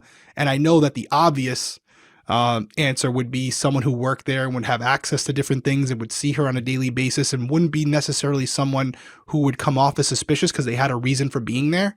But I do think someone who lived there, even right? Someone like who lived there, absolutely, yeah, absolutely. So a lot of, and you would also say, because it's in the morning and there's people all around, that someone would have heard something, unless there was a collaborative effort and multiple people who were working there were involved with it. That's the only real way to cover it up. But it is a scenario where if this person's waiting outside, they decided this day because there was no contractors in the immediate area when they decided to do what they did. Yeah, but there was so many units that weren't filled around her because she was in like the purchasing condo area. So you'd also maybe have to be somebody with that kind of inside information to say, like, if I grab her at her car, even if she makes a sound or screams or makes a ruckus, no one's going to hear her anyways because I know that this unit, and this unit surrounding her are empty. So we're good, you know? I agree. Like I said, I agree. There's a lot of things that suggest it's someone who is familiar with that apartment complex and the area, because they drove the car to an area that wasn't very great, that not a lot of people from that complex were frequenting, but yet they knew exactly where it was and they went directly there. It seems like they went directly there anyways. So I don't know if they were joyriding. But maybe they could have been joyriding. Maybe, maybe they just like, I'm going to drive like a mile down the road, and wherever it is a mile down the road, that's where this car is going. It could have been that. And let's talk about the Huntington on the Green apartment complex, because the cameras that were mounted by the pool area, they were on the roof of the clubhouse on the southwest side of the pool. And there was 2 cameras. One pointed in one direction and then the other pointed in the other direction, so that more than one angle of this pool area was covered. Now, the first camera captured Jennifer's car entering the parking lot right before noon on Tuesday, January 24th, less than 5 hours after it's suspected that Jennifer Kesse was taken from her own condo complex just about a mile down the road.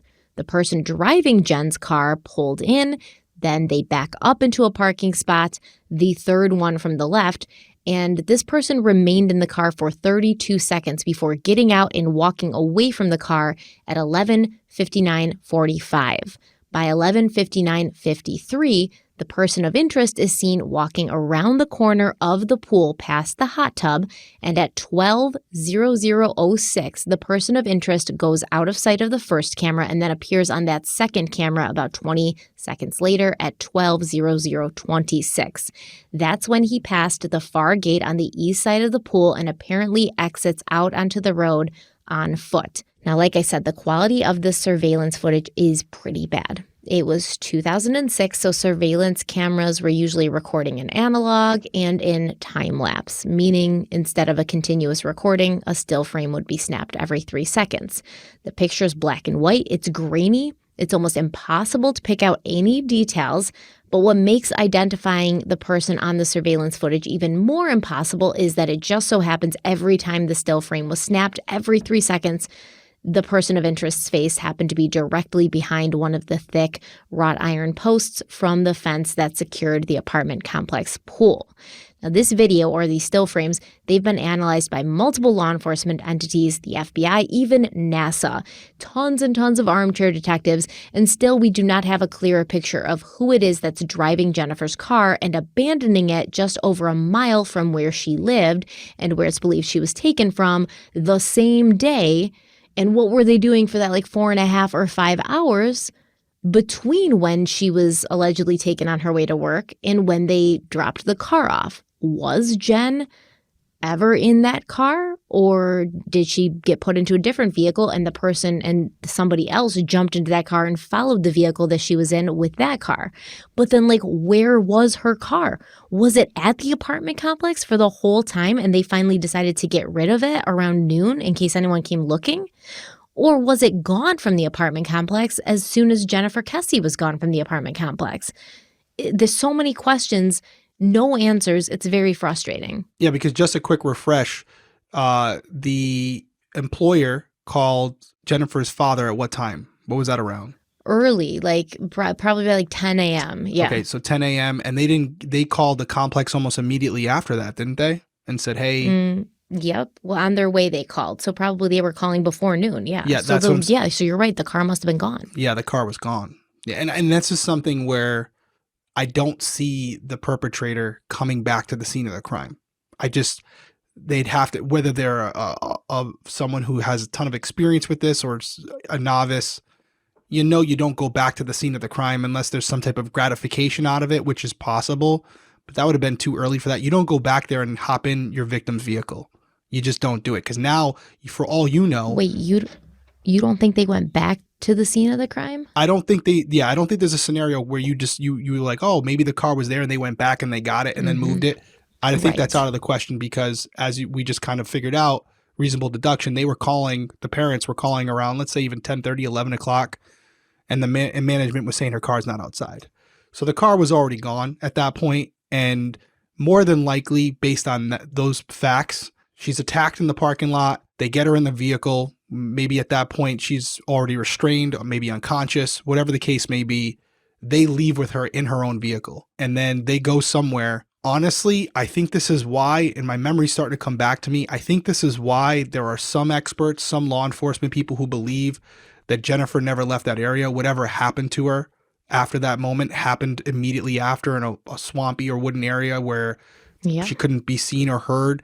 And then she was disposed of, and then the vehicle was dropped off at this apartment complex. It all happened within a reasonable area. That's why there's been numerous reports of people searching bodies of water nearby, et cetera. There's some other things I think you're going to mention that we had talked about off record that have been reported over the years. But that's what the consensus is, that it probably all happened, because it's hard to imagine a world where the offender attacks her, takes her, drives off somewhere in the distance, really far, and then proceeds to come back to the general vicinity of the scene of the crime where now law enforcement and family members and friends could be canvassing the area, looking for her. And now you're exposing yourself by being in her car. So more than likely it happened all in that area, although it could have taken a few hours. Although I will say 4 hours, if it happened in the morning, still an extremely long period of time for whatever to have happened to take that long. All right, so check this out. She gets grabbed, okay, because I do think it was more than one person. She gets grabbed.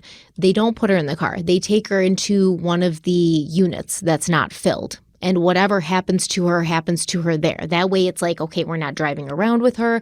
Nobody's seeing her out. You know, she's not like trying to signal to somebody while we're driving in her car. This is the safest thing. We're going to bring her to this, empty unit, do what we got to do, and then, get rid of the car. Or one person or like 2 or 3 people take her into the complex, and then the other person gets away with the car and puts it somewhere. Like, it's just so, I don't think that they took her away from the complex. It's a risk that doesn't need to be taken. I don't necessarily disagree with you. I guess the thing would be, did they clean up the scene of the crime? If it's one of the apartments where they had prepared for it, they put plastic down, painter's tarps, whatever it might be, something where after whatever's done is done, they can clean up relatively quick so that anybody else going into that apartment at a later time wouldn't notice anything. Yeah. Because that's what I'm saying. The police weren't looking there. They're not processing these empty apartment units. That never happened. Yeah. So she could have been attacked and brought right back inside. And it's they're possible. Tearing up carpet. They're painting. They're doing stuff that, like, if you were going to, murder somebody, you're like, oh, that's okay. I'm replacing this carpet and I'm painting these walls. Like, nobody will know this even happened by tomorrow. I gotta still say, it is so crazy that this offender would get into her vehicle after that happened. If that was the case, I just can't get away from it. Like, if you're able to carry out the crime without ever going near her vehicle, staying inside, hidden from the world because of the apartment, great. Then you take off and you go do your thing. You don't go to the victim's car and drive it around, because you could get caught you could be seen by a witness. You could be seen by cameras. You could be seen by anyone. It's such a risky move to get in that car. That's the only thing that creates a level of hesitancy with me to think everything happened in the apartment complex, because why put yourself in the vehicle unless you have to get rid of it, because now wherever you were ties back to you somehow. And you can't have the car be found there. If you're going to take the car with Jennifer in it, which is what we would assume happened, yeah, maybe. Why attack her outside of the car on the hood? Why wouldn't you wait till she unlocked her door, got in, and then pull up really quick with a knife or whatever, and be like, too risky. Be like, shit. We're throwing her on the hood and then still forcing her to get in her own car is still risky. She could put the car in drive and run you over and get out of there. Now she knows who you are and she got away. She's seen your face. They're not going to let her get in the car. You want to get them. That's why a lot of these robberies, all these things happen before the person's in the driver's seat, because that's when they're at their most vulnerable. Once they're in the driver's seat, especially nowadays with it being remote push to start, put it in drive forward right into the apartment complex walls. Who cares? Just cause a scene. So more than likely going to get her outside the car, and also when she's at her most vulnerable point. Because like I said, when you're, especially 2006, there's not push to start. It's all keys. So you got your keys in your hand. You're trying to find the car key, whatever it might be. You're looking down. You're not necessarily paying attention. Someone's able to grab you from behind. But to your point, yeah, you attack her from behind and you drag her and bring her back inside. That is also very possible. I don't see anything that would say it's not. The only problem I have with it is, why are you getting in the car immediately after? Or if it's a team effort, like you're saying, 1 or 2 people grab her, bring her inside, one of the counterparts take her car, move it somewhere right out of the apartment complex so people think she went to work, and wherever they park it, then they move it later to the other complex, which I guess is possible. Going back to that car is so risky though. But they must have moved the car. If they moved it immediately, because they wanted to create a gap where people didn't think she was still at the complex if she was there.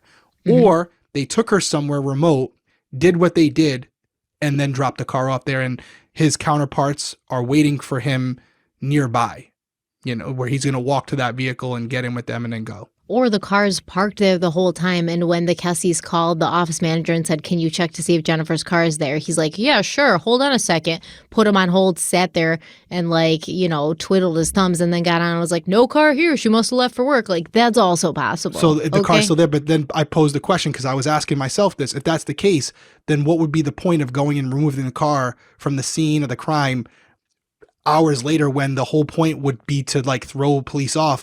You didn't move the car down the road and light it on fire. You just literally jumped in the car, moved it a mile down the road, left trace evidence potentially, and exposed yourself to being in the victim's car at a later time. What would be the point of it though, as from a criminal perspective, if it wasn't to take the car immediately in the morning to give yourself a window to do what you wanted to do? Yeah. You get what I'm saying? That's the rationale. Yeah. I'm just we're trying to play it out here where the only sense would make that you would take the car and roll the dice is that you needed a vehicle to get out of there, or you were trying to create a window where people wouldn't be looking for her. And you wouldn't go back there later in the day. I mean, yeah. Or both, right? Both. That's probably the most plausible scenario, but you wouldn't go back there later in the day, let's say noon, whatever it might be, because it would have to be right around 11:30. And you're like, okay, we already did what we had to do. We got her out of here. We're going to move the car down the road because that's really going to throw cops off. You're just putting yourself in more of a chance of being caught. I got to make a note to myself because I wonder if they had garages on this site. If they had storage areas or garages. I know they had parking spots and stuff like that, but did they have garages? Did they have a place on site where that car could have been stowed out of sight until they were ready to leave? Because if she goes missing at 9 a.m. or 8 a.m., and then she gets reported missing, these guys are going to want to say where they were at that time. And if they're like, well, we were actually driving Jennifer Kesse's car down the street, they can't prove where they were and that they're not on site if they work there, then that's an issue. So maybe they wanted to give themselves an alibi for the time that she went missing, and they couldn't do that if they were off the, apartment grounds trying to hide her car. So I have to look into that and see if there was anything like garages or storage areas or something. I definitely think whatever spot her car was normally in, she probably parked in the same spot most of the time, similar spot. I'm going to go here out on a limb and give the manager the benefit of the doubt based on the sense of urgency from the parents. They probably looked out the window or whatever and said, yeah, the car's not there. Now, to your point, could it have been somewhere close by, or is it out of the lot altogether? Either scenario is possible, but I definitely think the car was moved somewhere almost immediately after she was attacked, which, to your credit, would suggest more than one person, because unless they tied her up, put her somewhere, then went back to the car, it would seem like more of a collaborative effort as opposed to one person doing this by themselves. But who knows? It's possible it still could be one individual. So I read something online, and I don't know if it's true, so I'm prefacing it, but I read something online that a lot of people think this is a trafficking situation where it's not like she was taken to be raped and murdered. She was taken to be trafficked. I mean, she was gorgeous, right? Yeah. We clearly see that she's 5'8". She's a beautiful, beautiful woman. And so she would catch the eye of people who were out there, looking for women and girls to traffic. And we know that they exist. And they said that they believe in part Taken, the movie, with Liam Neeson, was kind of based on the Jennifer Kesse case, because it's said that the producers actually called the police who were in charge of the case and called the family and stuff because they were trying to get information. That's just a rumor, okay? If anybody can find anything to support the rumor, let me know. But that is very interesting because Jennifer Kesse and the girl in that movie are very similar. And Liam Neeson is very much kind of the father who's never going to stop until he finds his daughter, which is exactly how Drew Kesse is, right? It's kind of spot on. It's interesting. I mean, trafficking is definitely on the table, and she's someone who's known to be alone a lot. So it would be easy to take her without someone noticing immediately, especially if she's in an apartment complex that's not heavily occupied. Well, let's take our last break and we'll be right back. Let's talk about our health and how we usually give it less attention than it deserves. Maybe you've been distracted by a health problem you've been having to the point where you're actually considering asking your friends in a group chat what they think about it. The truth is, you're extremely unlikely to get quality medical advice from your friends, but you can find it from a doctor on ZocDoc. Thousands of medical professionals on ZocDoc are there to help you. They listen like a friend, but also give you the expert care that you need. And when you find the right doctor, you can feel feel it. You feel heard and at ease. And on ZocDoc, finding a doctor that's right for you is seamless, and quality care is just a few taps away. No more doctor roulette or scouring the internet and reading questionable reviews, because with ZocDoc, you have a trusted guide to connect you to your favorite doctor that you haven't met yet. Millions of people use ZocDoc's free app to find and book a doctor in their neighborhood who's patient-reviewed and fits their needs and schedule just right. And they've got all kinds of doctors on ZocDoc, from dermatologists to allergists, primary care physicians, hearing specialists, even midwives. And I've been looking for a new therapist. It's been overwhelming and confusing, but ZocDoc really helped me narrow it down. And now I have someone that I trust and look forward to seeing every week. We really do love ZocDoc. We think that there's a lot of benefits there, and we think you will too. So Derek's going to tell you how you can check them out for yourself. That's right. Go to ZocDoc.com/crimeweekly and download the ZocDoc app for free. Then find and book a top-rated doctor today. Many are available within 24 hours. That's ZocDoc.com/crimeweekly. One more time, ZocDoc.com/crimeweekly.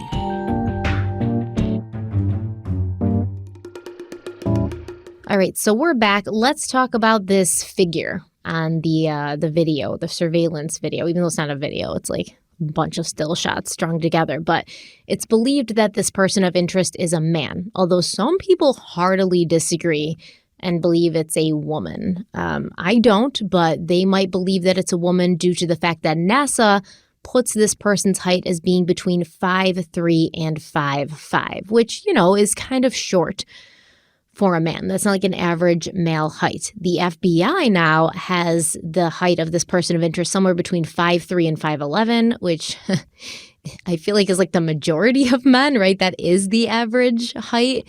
And then many people online believe that the person's height is closer to being between 5'8" and 5'10", and these estimates are achieved by comparing the person's height to the fence or the gate that he was walking next to, as well as other cars around him, and apparently the palm trees around him. Also, they calculate things like how high was the camera on the roof of the clubhouse and what horizontal distance away from the person of interest the cameras were. 5'3" and 5'5" seems very short. Even for like a woman, you know, that's kind of short. Like I'm 5'4", and I think I'm short. 5'3", I don't know. So I don't know if NASA's correct, but it seems like NASA believes that they're correct, and it is NASA. So I don't know. But like I said, it's hard to tell anything about this person between that damned fence post and the horrible quality of the video. But many people have claimed to have seen like a lump or a knob-like protrusion that's coming out of the back of the head. And some people say that it's the person's hair pulled back into a bun or a short ponytail, or even like a slicked back hairstyle with the longer portions of the hair sort of sticking out of the back of the head. Some people say it looks as if the person had something on their head, like a bike helmet, a beret-like hat, or even a backwards baseball cap. The clothing that this person is wearing in the still shots has been always reported as being light-colored, which led a lot of people to say it looks as if this guy's wearing a uniform of some sort, maybe a painter, someone in the medical field, a chef, construction worker. However, I did read a very interesting blog post from Crime Squid, and they showed surveillance stills taken from another case, an unrelated case. And you can see in the black and white photo, if you're watching on YouTube, I'll have Shannon put these up, but in the black and white photo, it looks as if the suspect is wearing all white. But then in a colored photo from a different camera that had better technology, the suspect is clearly wearing a bright pink shirt and darker pink or red pants. So apparently everyone's clothes come up looking white or off-white in these early black and white analog surveillance videos. Oh yeah, definitely. And also you could have a situation where it doesn't seem like that time of day it would be, but with night vision and stuff too, infrared, it's either white or black or a grayish color. And it turns out their shirt's powder blue or whatever. It's tough to tell from this video. And as you're talking about it, I'm watching it again, just to refresh my memory, even though I've watched it like 30 times since we last recorded, but I can totally see that being the case. It does appear that the clothes are, I would just say, light in color. That's what I would say. But you have had situations where the colors are kind of inverted and, you know. So it could be really any color. Like his clothes could be any color, because in there's a picture of the other case. the dude looks like he's wearing all white, and then you see the full color picture and you're like, damn, like he couldn't have a brighter clothes on. This is like the brightest clothes ever. So honestly, this person could be wearing any color clothing. Well, the only thing I'll say is it's something you can easily figure out though, right? Like we're speculating, but if you're the detective working this, what you do is you walk by that camera at the time when this happens, and you wear a bunch of different clothes. You wear white clothes, you wear black clothes, you wear purple clothes, pink clothes, and you walk by and you just see what it looks like on footage afterwards. And now you can reasonably deduce the potential colors that you're looking at. Just an idea. It might be something you want to do. Kesse, Jennifer's mom said something similar. She said, oh, everyone's clothes look like that because we saw when the police were doing their investigation and they were walking by, their uniforms looked the same. But I don't think that they like tried on a bunch of different. That would make too much sense, honestly, for the Orlando Police Department. I mean, it's something that you'd want to do to try to replicate that photo. What color T-shirt and pants best represented what we see on video? It's not 100%, but it narrows down the pool. If you know, hey, if I'm wearing a black T-shirt, it looks black on camera. If I'm wearing a dark colored T-shirt, it looks dark on camera. It's not going to look like that. We're looking at a color that's white, off-white, light pink, maybe something in that very light colored family. Then you know how the camera operates and you can work off of that. Do I think it makes a huge difference? Maybe not, but if they're able to pull camera footage from the surrounding area for that day, maybe someone matching a similar description is seen on another camera because they went to grab a pack of cigarettes, a honey bun, who knows? Something inadvertently thinking that this isn't going to be part of the investigation. But now because you were able to use what you had to better identify the person, now a video from the local gas station that you thought was insignificant becomes the key to the case. Okay, so what we do know about the clothes is as follows. The shirt and the pants, they both seem to be a little baggy on this person. The shirt is short-sleeved and a lighter color than the pants, which are baggy and cinched at the ankles. So the pants kind of look like maybe joggers, you know how they get like kind of tighter around the ankles, or maybe sweatpants that were too big on the person and they put like rubber bands around the ankles. Some people said that it looked like that as well. Some people even say that the pants look like they might be dress pants. The person of interest was wearing dark-colored boxy footwear, possibly work boots or high-top sneakers with lighter-colored socks. Some people believe that the shoes also look a little too large for this person. Now, what does stand out, though, is although the person of interest is obscured by the fence, it seemed this was just a happy accident for him because he doesn't seem to be making any attempt to conceal himself, right? He's not hiding his face or turning away from the camera. It's like he doesn't even know the cameras are there. And right where Jennifer's car was parked, there's a sidewalk. So like if you got out of her car after it was parked, there'd be a sidewalk directly in front of you. And if this person had walked along that sidewalk, it would have brought him behind the pool and then out onto Americana Boulevard. This path, if he had taken it, would have been shorter.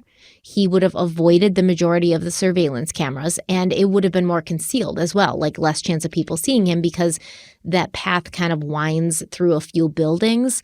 But instead, this person walked around the pool in full view of the cameras, in full view of the road, and in full view of anyone who may have been lounging around outside. And it doesn't appear that anybody was.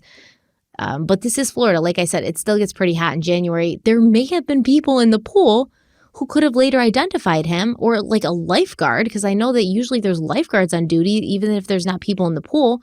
But the point is, he didn't know. He wouldn't have known that. And because he didn't seem to be aware of any of this, it's believed that this person of interest had no previous knowledge of this apartment complex. It just happened to be a convenient place to leave Jennifer Kesse's car. Like I said, I think this dude was like, okay, I'm driving, but I'm not driving far. I'm driving like a mile down the road. And that's why I don't think that they were all over the place and they were like driving around for 5 hours with her car. That's why I think it was stowed somewhere at that apartment complex, because why would you drive back towards the apartment complex where people might be looking for her, where the police might literally be like setting up a barrier of a mile or two, or her parents might be driving around looking for her. If you've been driving around for 5 hours with her and her car, and you're like out there, leave the car out there. Why would you drive back towards the scene of the crime? Well, here's why I believe they either left the apartment and went directly to the place where the car was dropped, or why I believe they may have been driving around for several hours, or at least away from the Mosaic Millennia complex, and then came back towards the scene of the crime. This is very important, but we're going to talk about it in a minute when we talk about the scent dogs. So Jennifer's parents, Drew and Joyce Kesse, seem to be leaning towards the belief that this is a man who had his hair styled in a bun, a style that they claim was popular at that time. Joyce Kesse even said when she first saw the stills, she was like, it looks like an awkward teenager, kind of like somebody who hasn't come into their own yet, whose like arms are too long and they're just kind of clumsy. But she definitely believes it's a man. And once the police realized that their only lead was this person, they brought in scent dogs, and those dogs tracked a scent from Jennifer's car all the way down the road, not only to her apartment complex or her condo complex, but to the building that she lived in. Okay, so law enforcement believes that the dogs were tracking the perpetrator's scent, not Jennifer's. And this path shows that he left Huntington on the Green complex on foot and walked all the way back, a little bit over a mile, to the Mosaic at the Millennia condo complex, which leads the Kesse family and their PI to believe that whoever took Jennifer is affiliated with that condo complex in some way, whether they lived there, worked there, or both. Because, like, why, after getting rid of Jennifer in her car, would the person return to the scene of the crime if they didn't have to? Why, after getting rid of Jennifer, would the person drive back towards the complex she was taken from to leave the car if they'd already been driving around with her car and with her body? And why then would they walk back to the apartment complex where they had just kidnapped a woman? So are you saying that they have an affiliation with the apartment complex that Jennifer lived at, or the one where the car was dropped off? The apartment complex Jennifer lived at. So the car gets dropped off at the Huntington and they go back on there. The Green, and then they walk back to the Mosaic and Millennia. And that's why I think even if they had been driving around for hours in that 5-hour period, they returned to close by because they knew they had to walk back to the complex. And so they couldn't go that far. They couldn't leave the car that far from the complex because they had to get back to the complex. They had to be within walking distance. And that's why they left that car so close to the Mosaic and Millennia complex. Would you agree at that point then it suggests probably that it's probably one person then? It could be one person then, because then you don't have someone to pick you up. I was thinking the same thing. You could just call your buddy and be like, hey, pick me up. Right? Because he definitely walked because they tracked his scent along that road. So it could be one person. And that person would definitely have to be affiliated with that complex then, because why would you return there otherwise? Unless maybe they're like a sicko and they want to hide out and wait for the police to come. I don't know. The only other thing I could think of is that their car was there. They had they were transported to that complex somehow if they had been stalking her for a while. Now, the contractor angle's also just as equally possible, but if they're stalking her, they're following her, their vehicle's there. They hop in her car with her. They go somewhere to not only create this maybe lack of awareness that people might assume, hey, because here's the thing, right? If her employer doesn't call dad, then nobody really says anything for a while, at least till the end of the day, because the car's not there. Nobody's going to assume anything, but because the employer calls dad, that's when some flags are raised, and that's when they went into immediate action. I don't think the offender knew it was going to happen that fast. They think she's alone. She's never with anybody. They think this girl doesn't have anybody who's going to notice, and then they notice. So there is that situation where the offender grabs her, takes her car, goes somewhere nearby. It could be a wooded area, could be near a swamp, or they also could live nearby. They might live in the area, but obviously to go back and get their vehicle, they don't want to drive up in Jennifer's car. So they go to the closest complex that's kind of off the road. They drop the car there, walk back to the complex, hop in their vehicle, and they take off. Yeah, that's possible. You think if they parked at the condo, though, they'd have to have some reason to be there. Like they'd be there for her specifically. Could be. So here's where I think it gets a little lost, because I know that we've played it up that she was the first person there. I just don't know how many people were living at that complex. Like my complex, it's full, but it's a full apartment complex full of people. So if there was hundreds of people living at that complex, even though it held thousands, you could have 30, 40, 50 cars in there, which still isn't a lot, but enough to hide your car amongst them, because you're going to have the workers' vehicles and stuff like that. So you could park your car somewhere there. If there's you also have management that's parked there as well. So we can't assume and either way, but I know it's easy to think that maybe just her car was there and it was a completely vacant lot, so any other car would stand out like a sore thumb. There goes my Rhode Island accent again. But it is plausible that there were a couple dozen cars in that lot, so you could park somewhere in the back and it wouldn't really be something that stands out to anybody. Yeah, that's a good point. So basically, like, we're back to where we started. It could be anyone. That's right. Coming from anywhere for any reason. That's right. That's right. You're always so much help. Well, I just think it's something where there's obviously internally something the police think happened, right? Like, they're not going to say it publicly, but they could be saying it was one of the painters or it was one of the contractors. But they don't have anything. If they had enough, they'd already have charged someone, right? They probably have some ideas of who they think were involved. Not enough to go after anyone, but that could be the problem too, right? The fact that they're focusing or devoting their attention on the wrong person. So that's what you have to ask yourself the question when you look at these cold cases. Why? Why is it unsolved? Is it due to lack of evidence, or is it due to tunnel vision, right? I mean, because there may be evidence. In this case, there is evidence. Let's be honest. Compared to some of the cases we work, you have a sign of struggle. You have possible DNA in the car that didn't match anyone. You have a person on video, right? You have stuff to go, a boot print. These are just the things that we know about, that we've heard. So there's more in this case than in many. So there's stuff to go off of here. I just wonder if they're only focusing on one particular scenario, if that could be why it hasn't been solved. I don't think they're really focusing on any scenario, because it didn't seem like they really focused on it was a worker at the apartment complex, because they didn't really like interview any of those people. You know, they did like talk to a couple people, but it wasn't like they went really deep with anybody. And of course, there's people out there who think that Jennifer Kesse did this to herself, like disappeared herself, Gone Girl style.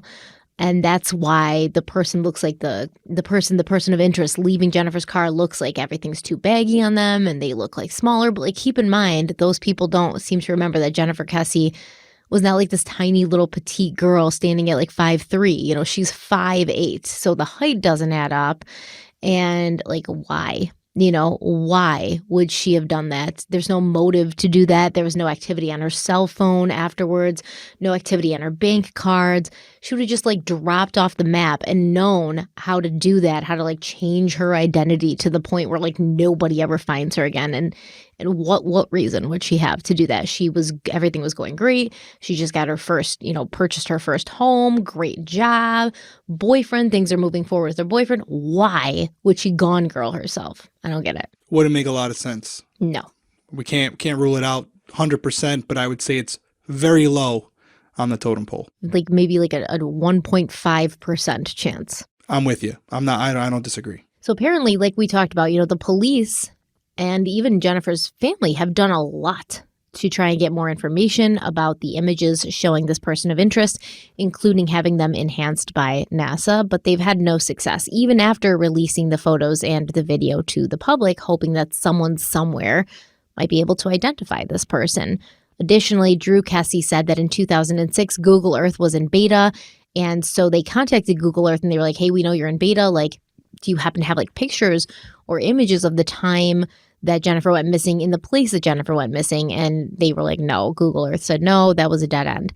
Drew even asserts that he has friends in like government, and he contacted them to see if there were any satellites, or as he called it, Big Brother. He said, we talked to our government friends to see if Big Brother was looking down on Orlando, Florida at the time of Jennifer's disappearance, and that was a dead end as well. Apparently, Big Brother was not looking down, which is a far cry from, the 2020s, where Big Brother is looking everywhere all the time, constantly. And they say, like, we don't know where this person went, but there's a satellite watching everything. And like, so many crimes could just be solved if the government would just give us all of their like intel. Yeah. Who knows what they have at their disposal. Well, that is where we're going to end today, but we are going to pick up next week with the theories and suspects. One of my favorite parts of Crime Weekly. Yeah, I'm excited about that. I have seen a couple names floating around. Some people have done some deep investigating as far as possible scenarios based on the geographical location, bodies of water that are there, people who are suspected of other crimes who live in the area, etc. So there's a lot to explore. We started to scratch the surface today, but more so just, hey, it's a person who works at the complex, or it's someone who was stalking her, who had followed her one day back to the complex and decided that day to act. So we're scratching the surface. There's a lot to talk about.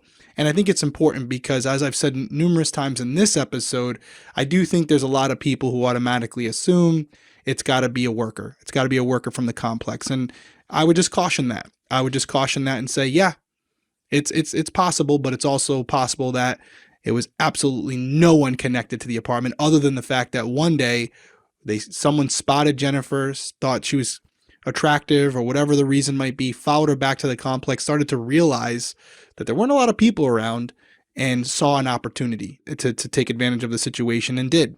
So we're going to explore all of that, and I like how we're doing it this week. There have been a couple people, not the majority, so we're not changing it for you. Don't think we are.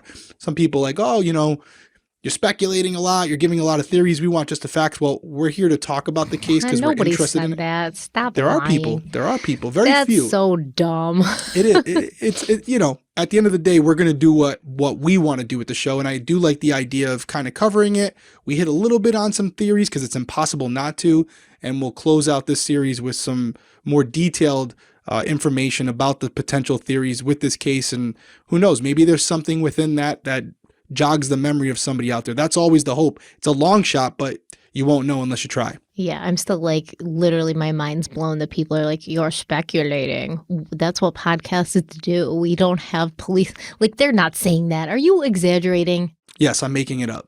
Okay, good. I'm good not. to know, because that would be ludicrous. Yeah, no. You can never please anyone. We're at the end of the episode now, so if you want to click off, you can. But you can never, for anybody out there who's starting anything, YouTube, podcast, you just have to know, it's not that we're not reading the comments or we don't consider feedback, but there are a lot of people who are just going to have an opinion to have it. And some of y'all are just grumpy. And so it's one of those things where when you're having a lot of people listening or watching your show, not everyone's going to agree with you. Just grumpy. Yeah, some of them are just grumpy. They're just miserable. But we have to do the show that we think is best because that's what allows us to come back each week. And I don't want to use the word enjoy, but I will. We enjoy talking to each other about these cases. We don't like the content that we're covering necessarily. We'd prefer there not to be these cases and we'd have to talk about something else. But for us to come back and do this week after week for hours at a time, we have to be allowed to voice our opinions. Especially Stephanie's investigated thousands and thousands of hours of cases. And I've done it for a little bit of time as far as investigating. So we do have a little bit more experience than just a normal person off the street. So we like to do that. And I think most of you do. So we're going to continue to do it because otherwise, what's the point of us? Exactly. If you just want the facts, then look it up online and get the facts in a 5-minute post, like a news article. What are you doing wasting 2 hours listening to us talk if you expect no opinion or speculation at all? That's bananas to me. Yeah. I was telling Stephanie my pet peeve before we started. You get some people in the comments where they're like, and if you're watching this and it's you, then I'm calling you out. But yeah, now they're going to do it more because you said this. No, I won't, because I'll hide them too. But basically what they'll do is they'll say like, oh, episode starts at 8:20, because in the beginning of the episode, sometimes we talk about our personal lives or things that we have going on, criminal coffee, whatever it might be, or just some small talk to get into it, because it is usually the first time we're talking for the day. We try to save that for you guys. And people who think you're doing a favor by telling them when the episode starts, it's like, so basically what you're saying is you could give a shit about us. You just want us to entertain you. So it's one of those things where I'm not gonna lie to you. See, I don't care about that stuff. I do. Well, not that I care. That's the wrong thing. I'm not going throughout my day thinking about it, but it does give me some joy to delete your comment. I'm gonna be honest with you. It does that little when you write, video starts at so-and-so, you're welcome. I'm like, no, thank you. Click, you're gone. Deleted. Out of there. It gives me some joy. Everyone thinks that I'm the mean person in the comments, you are blocking people. And no, I'm not. I talk shit to people. I talk shit to people in the comments. If you are talking shit to me and you expect me not to see it or talk back, trust I'm going to talk back if I see it. And I'm going to talk shit back. So to me, that's fun. That's discourse. Let's go back and forth. I'll win. But Derek be blocking people, man. Like deleting them. Yeah, it's pretty simple for me. If you say like Derek's an idiot or I don't agree with his opinion, I don't delete that. Like that's fine. What about if they say Stephanie's an idiot and I don't agree with her opinion? No. I don't delete it. I'll delete it if it's like there's some disrespectful stuff when they'll comment about how we parent our kids or something like that. No, they don't do that. Yeah. As far as you know, they don't. Yo, I would be blocking your asses too. Don't ever talk about my kids. Get my kids out of your mouth. Yeah, so those things go, and I don't do it for all of them, but there are times where I'm like, we put so much hard work into everything we do, and people are like, video starts at 10 minutes. It's like, well, clearly that person has no connection to us. They're just like, hey, I want to know about this case. I don't give a shit about you, which is perfectly fine. And I don't go through every comment to delete all of them, but I'm not gonna lie to you. I'm gonna be straight up with you. If afterwards you do that and you're like, why is nobody seeing my comments? It's because you're hidden. So it's you're therapeutic. Not blocked, you're hidden. It's therapeutic. For it feels good. Yeah. I'm not gonna lie. Like you like care, but it's like this is very like cathartic. It does feel good. So there's probably a few of you who are still commenting every week, like here's where the video starts. Nobody's seeing your comment, but that's petty. I know. You guys can do it on my YouTube channel. I don't care. Yeah, do it on Stephanie's. But that's really all we have. I mean, most of those people have already clicked off at this point because we finished the episode. But yeah, overall, video ends at timestamp. You're welcome. You're welcome. I'll leave that up this week. Just because it'd be funny. Because that means you got to the end of the video. So I appreciate you. But no, overall, it's all in good fun. Honestly, some of the issues I hear about from you and also other YouTubers, other true crime people, we have a great fan base, a great support group of supporters who are awesome, and 99.9% of the comments are constructive. There's been so many people who have backgrounds and things that we've discussed that you go on there and you leave this elaborate thing to like explain it, and I'm like, oh shit, okay, now that makes sense. Dropping knowledge, man. Yeah, you guys have contributed way more than those.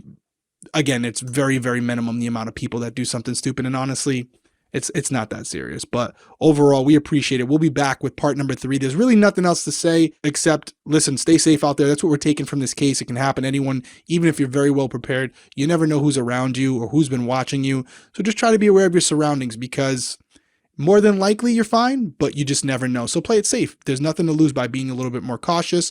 Any final words? No, man, you nailed it. Thank you guys so much for being here. Derek, tell them where they can find us on social media. Crime Weekly Pod on Twitter and Instagram. If you want to check out our coffee, you can go to Drink Criminal on Twitter, and you can go to Drink Criminal Coffee on Instagram. We appreciate you guys. Have a good night. Stay safe out there. Bye.